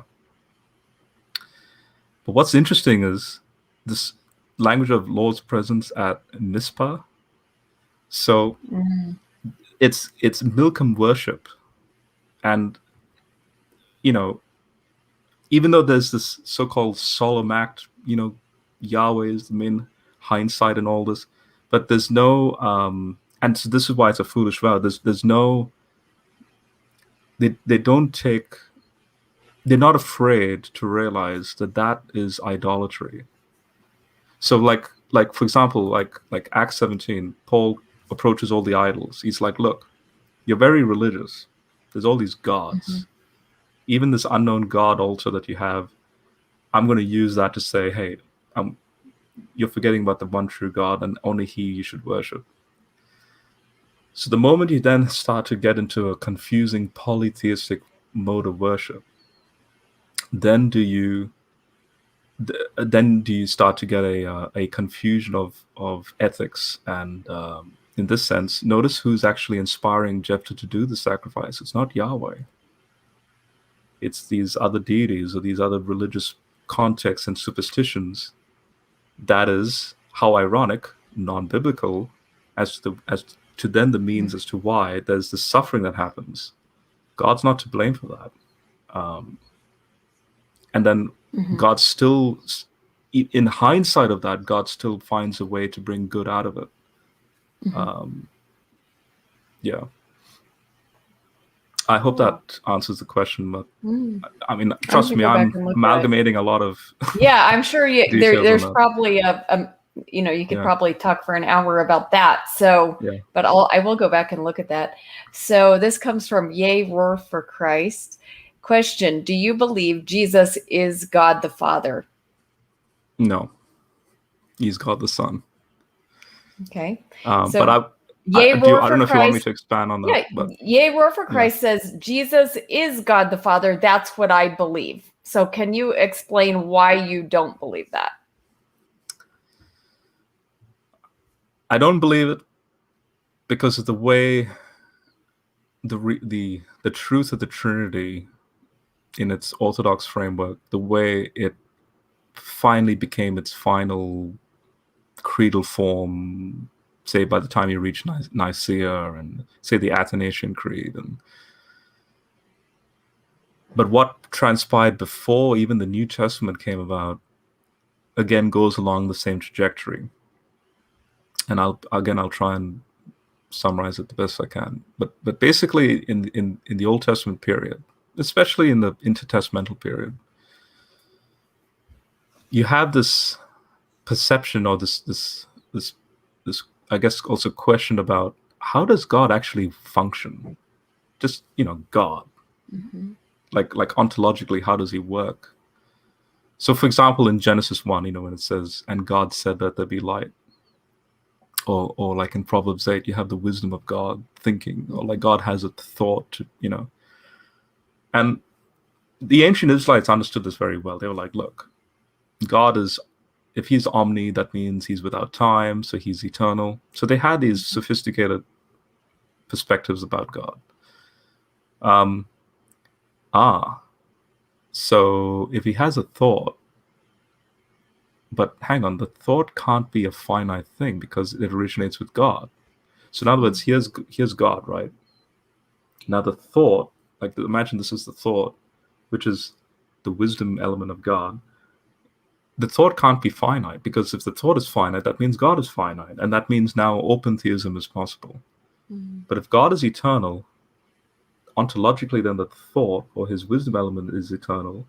And now notice this, now you have two eternal things simultaneously existing at the same time.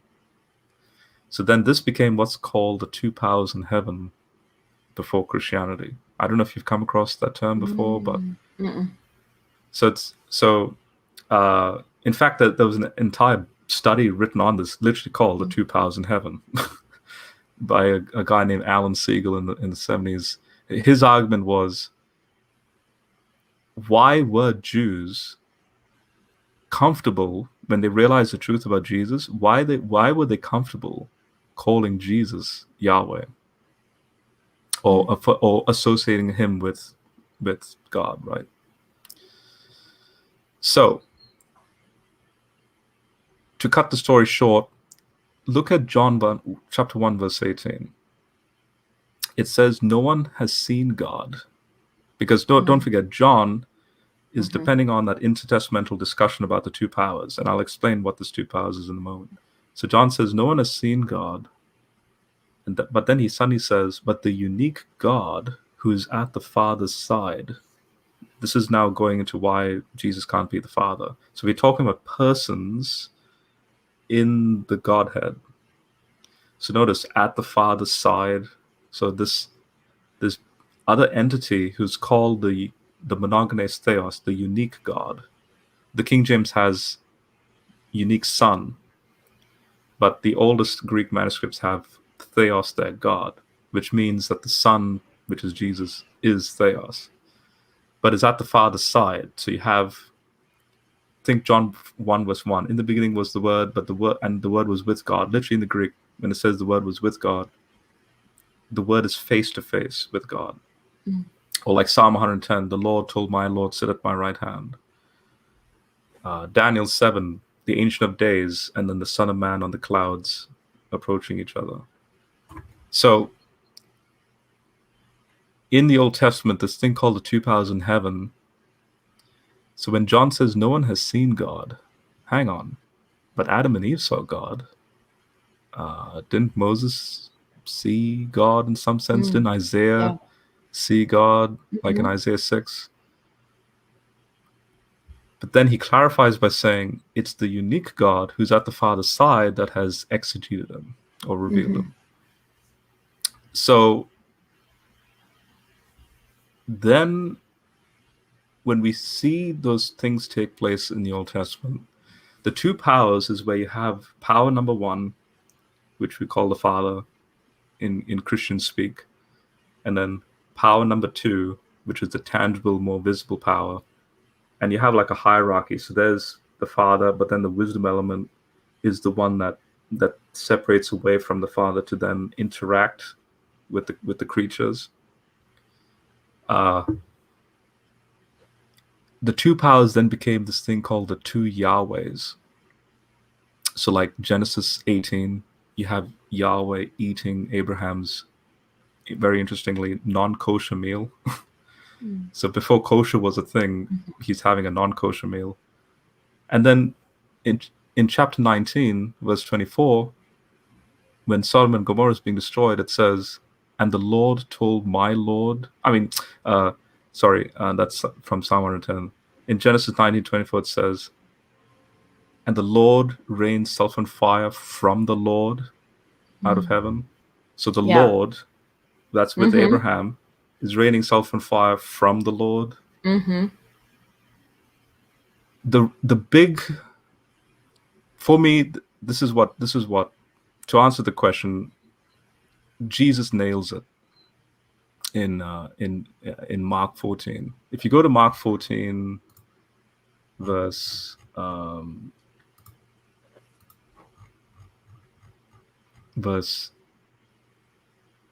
60, it says, then the high priest stood up before them and asked Jesus, don't you have any answer to what these men are testifying against you? But he kept silent and didn't answer at all. The high priest asked him again. Now notice, this is how you know you have a hierarchy in that Father, Son, Spirit language. Are you the Christ, the Son of the Blessed One? So not only are you Messiah, because in that intertestamental period, they knew of a Messiah figure, but they also realized that this Messiah figure who's meant to be an eschatological king has to be in some sense connected to that second power concept that they already had, right? The Son of the Blessed One. And then Jesus says, I am. And then he quotes from Daniel 7 and Psalm 10. So you will see the Son of Man seated at the right hand of, what's the word he's using there? Power. There's that two powers language coming in. And coming with the clouds of heaven. Now, what was the priest's reaction? I think he tore his clothes. Yeah. He's like, why do we still need witnesses? You've heard his blasphemy. Because imagine, like, if you're talking to that, if you're talking their way of communication, they instantly know he's claiming to be the second power, because to be a cloud rider, only Yahweh does that in the Old Testament. And why is Yahweh doing that? What with this cloud rider language? Because in the ancient Near East, Baal is conceived of as the cloud rider, but then the Jews were like, no. As a polemic, you think Baal is a cloud rider? No, there's the cloud rider is Yahweh.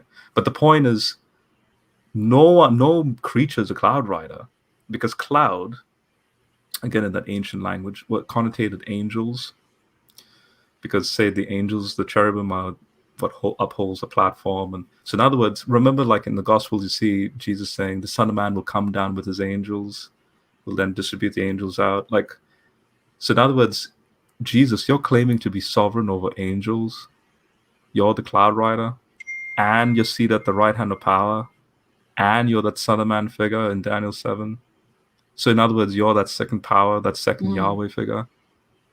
It's like the high priest's reaction is so natural.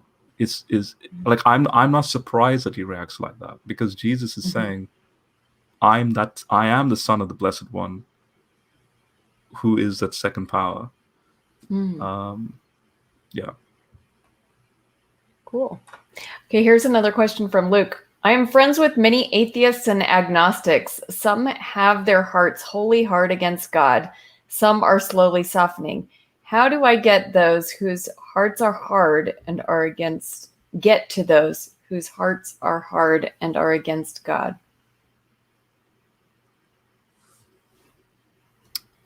I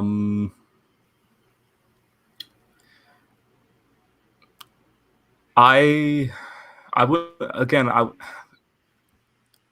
if they found out, again, I'm only speaking from my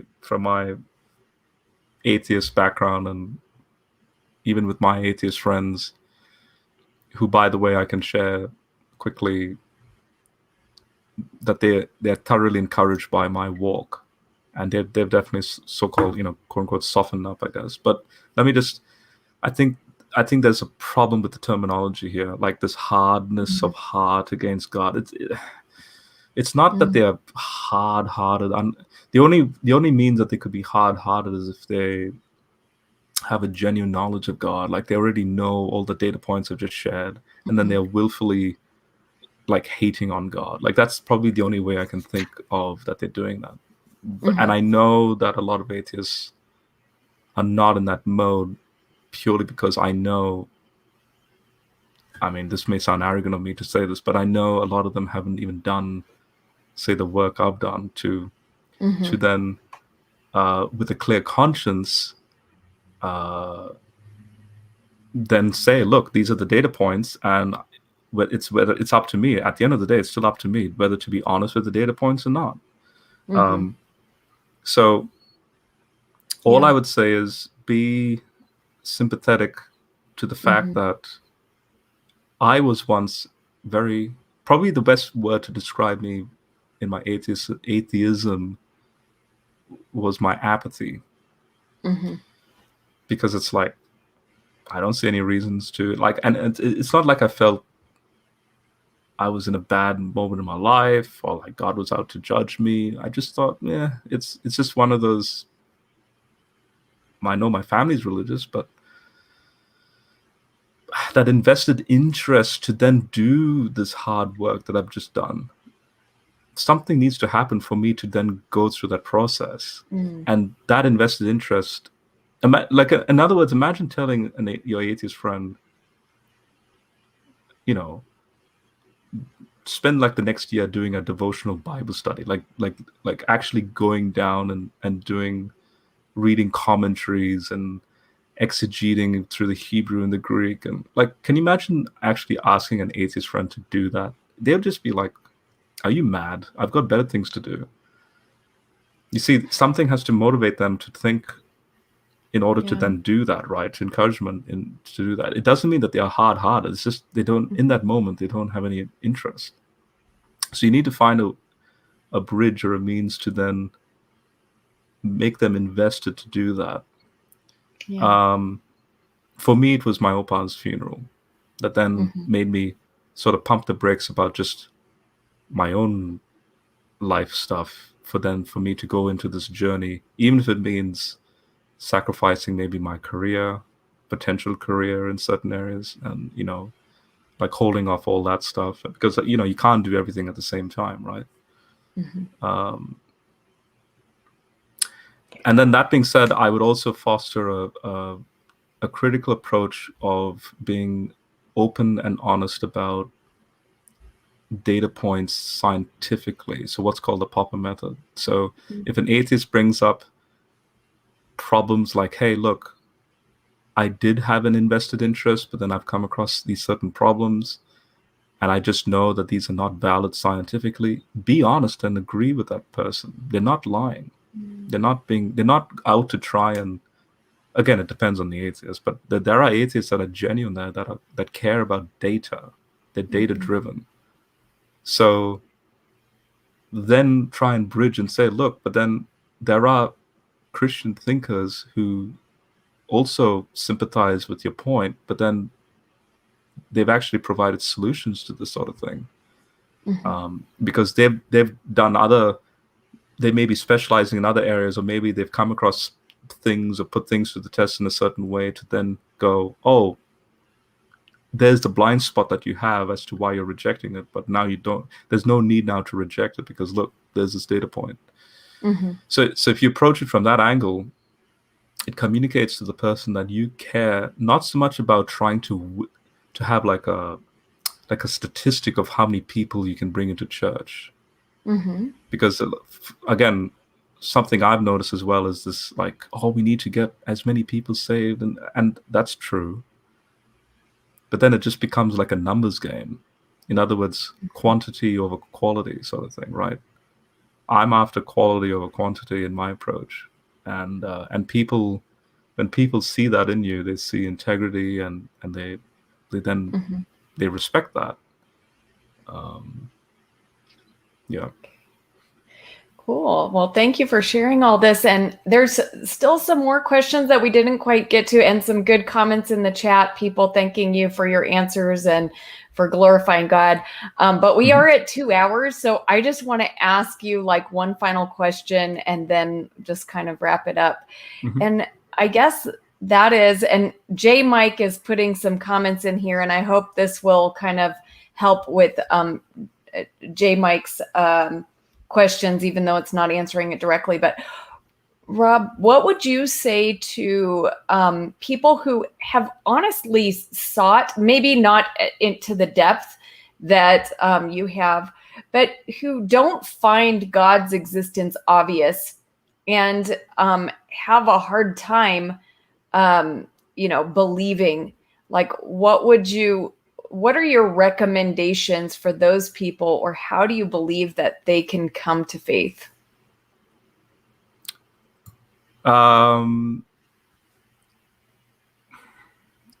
Yeah, so for me, like, is the question, I'm sort of looking through the chat now. Okay, it here, says, we can put J Mike's question up there. Yeah. What is the best evidence for Yahweh, and how do you discern between just your mental state that is convinced versus it being true? Exactly. And that's a question I was asking myself.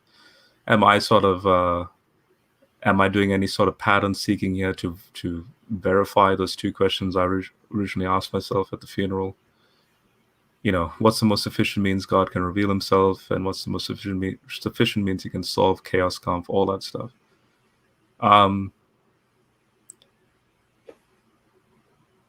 But let me again, to use I don't know, like a physics example to be brief here, but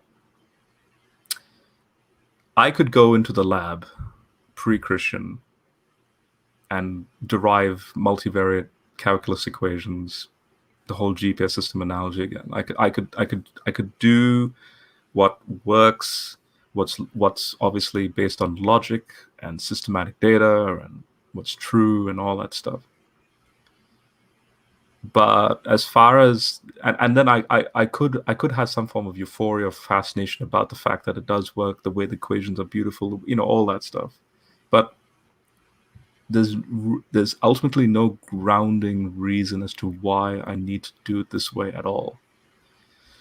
So that being said,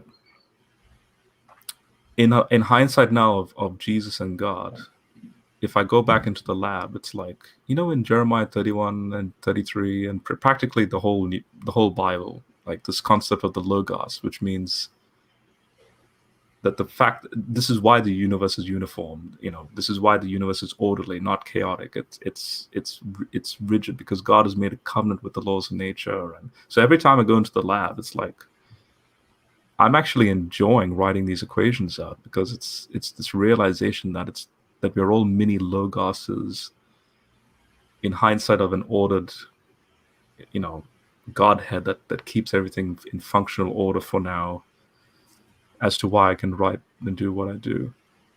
So life then becomes this, again, when I was talking about the sunset, it's not just a fact that it's a ball of nuclear gas 96 million miles away.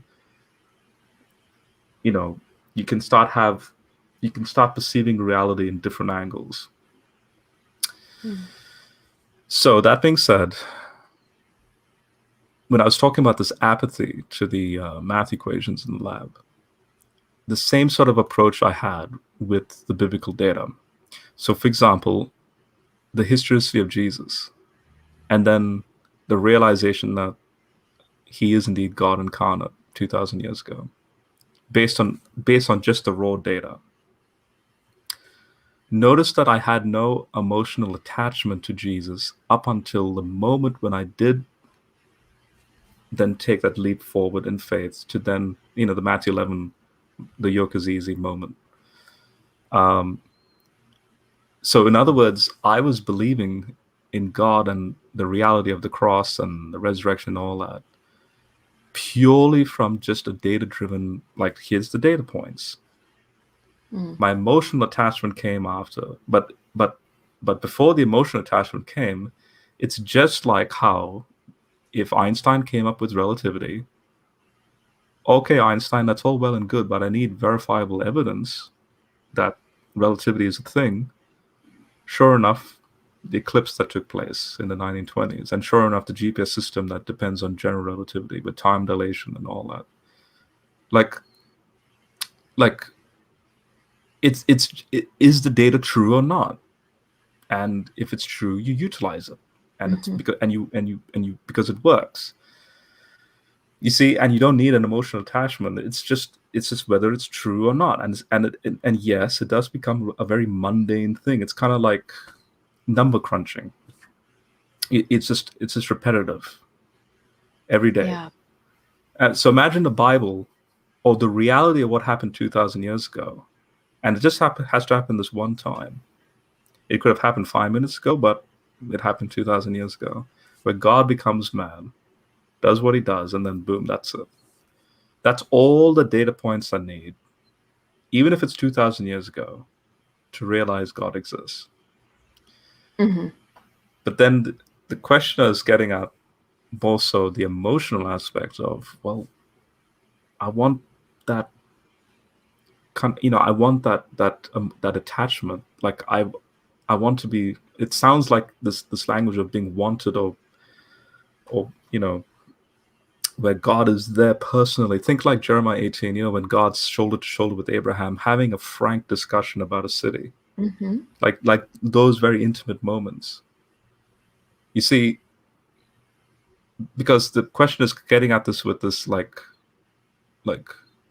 God seems to be like hidden.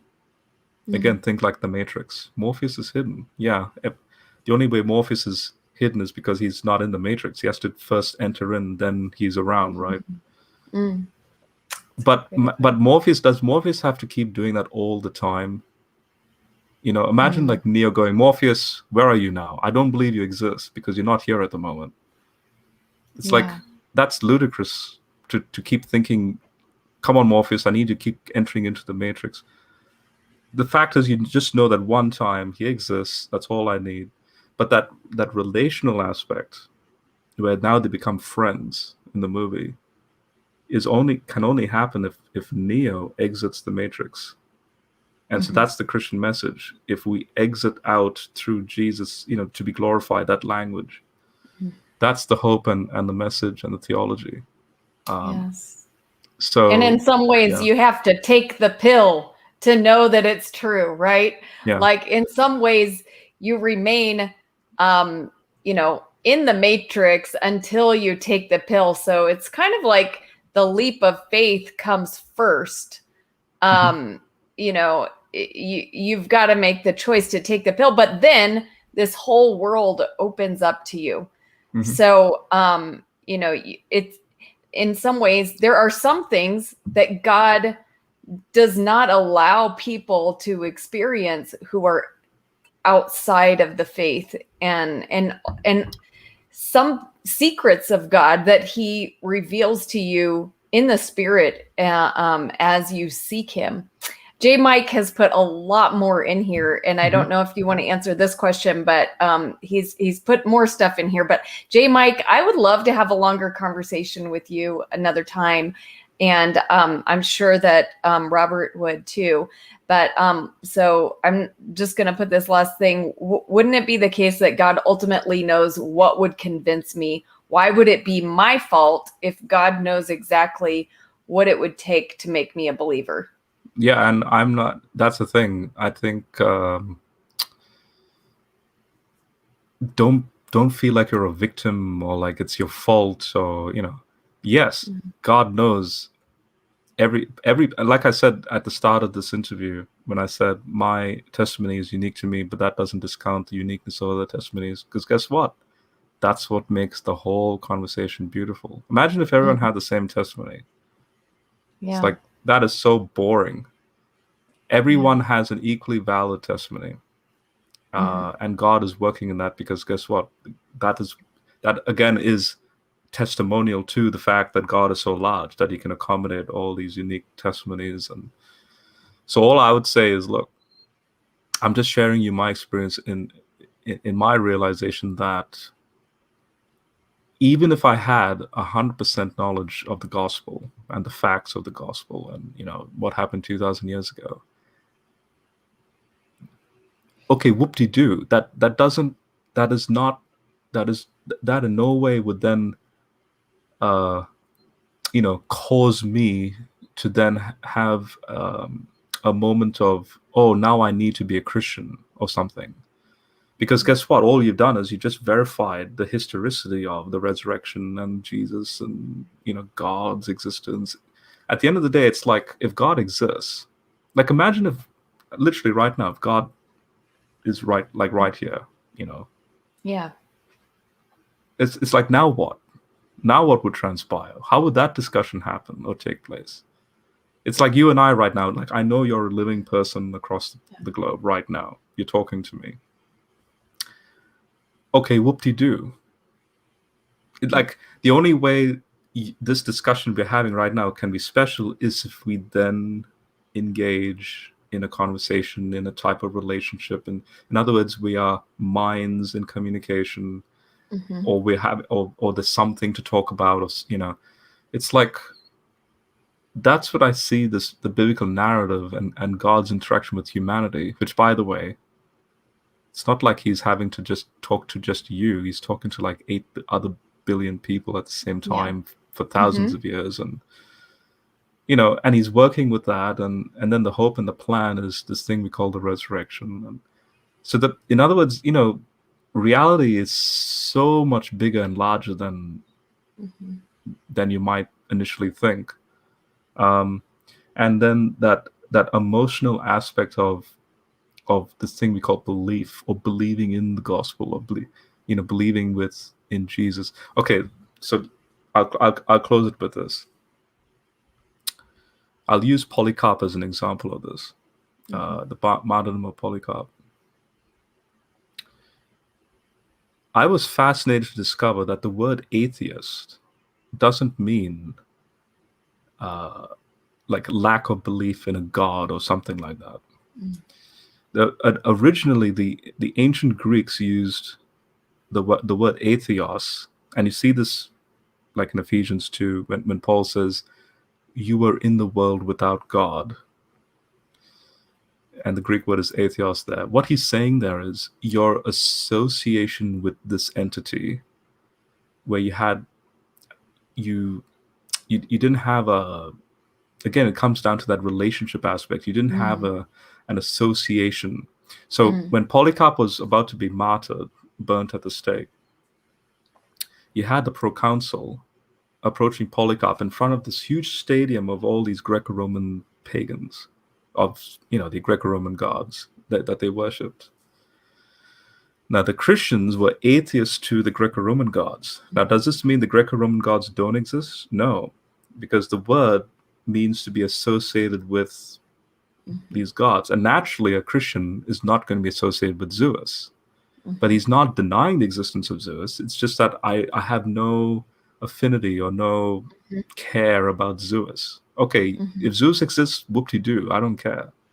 It's that's the attitude. So the proconsul approaches Polycarp and it's like, stop being an atheist to the stop being an atheist to the guardian spirit of Caesar.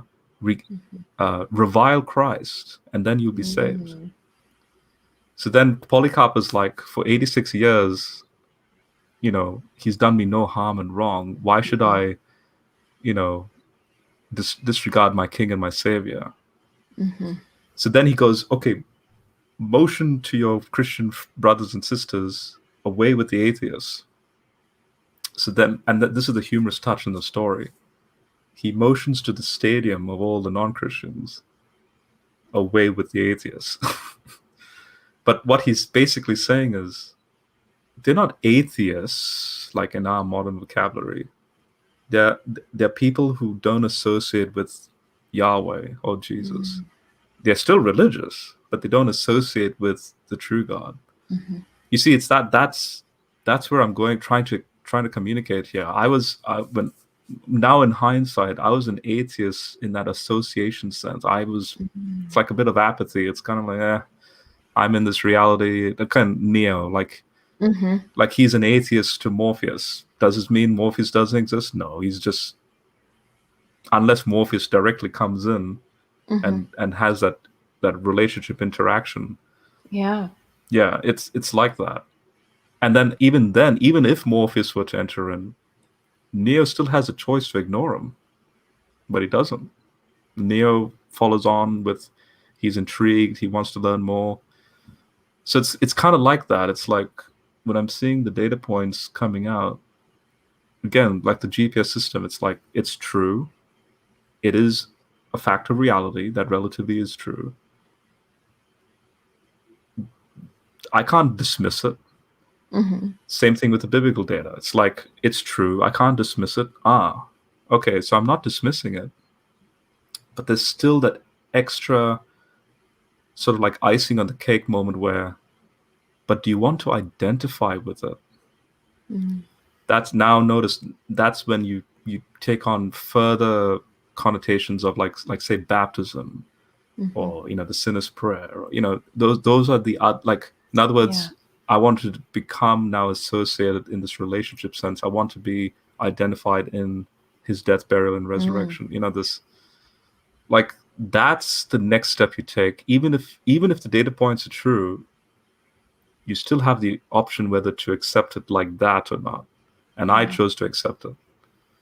Yes. Yeah. Cool.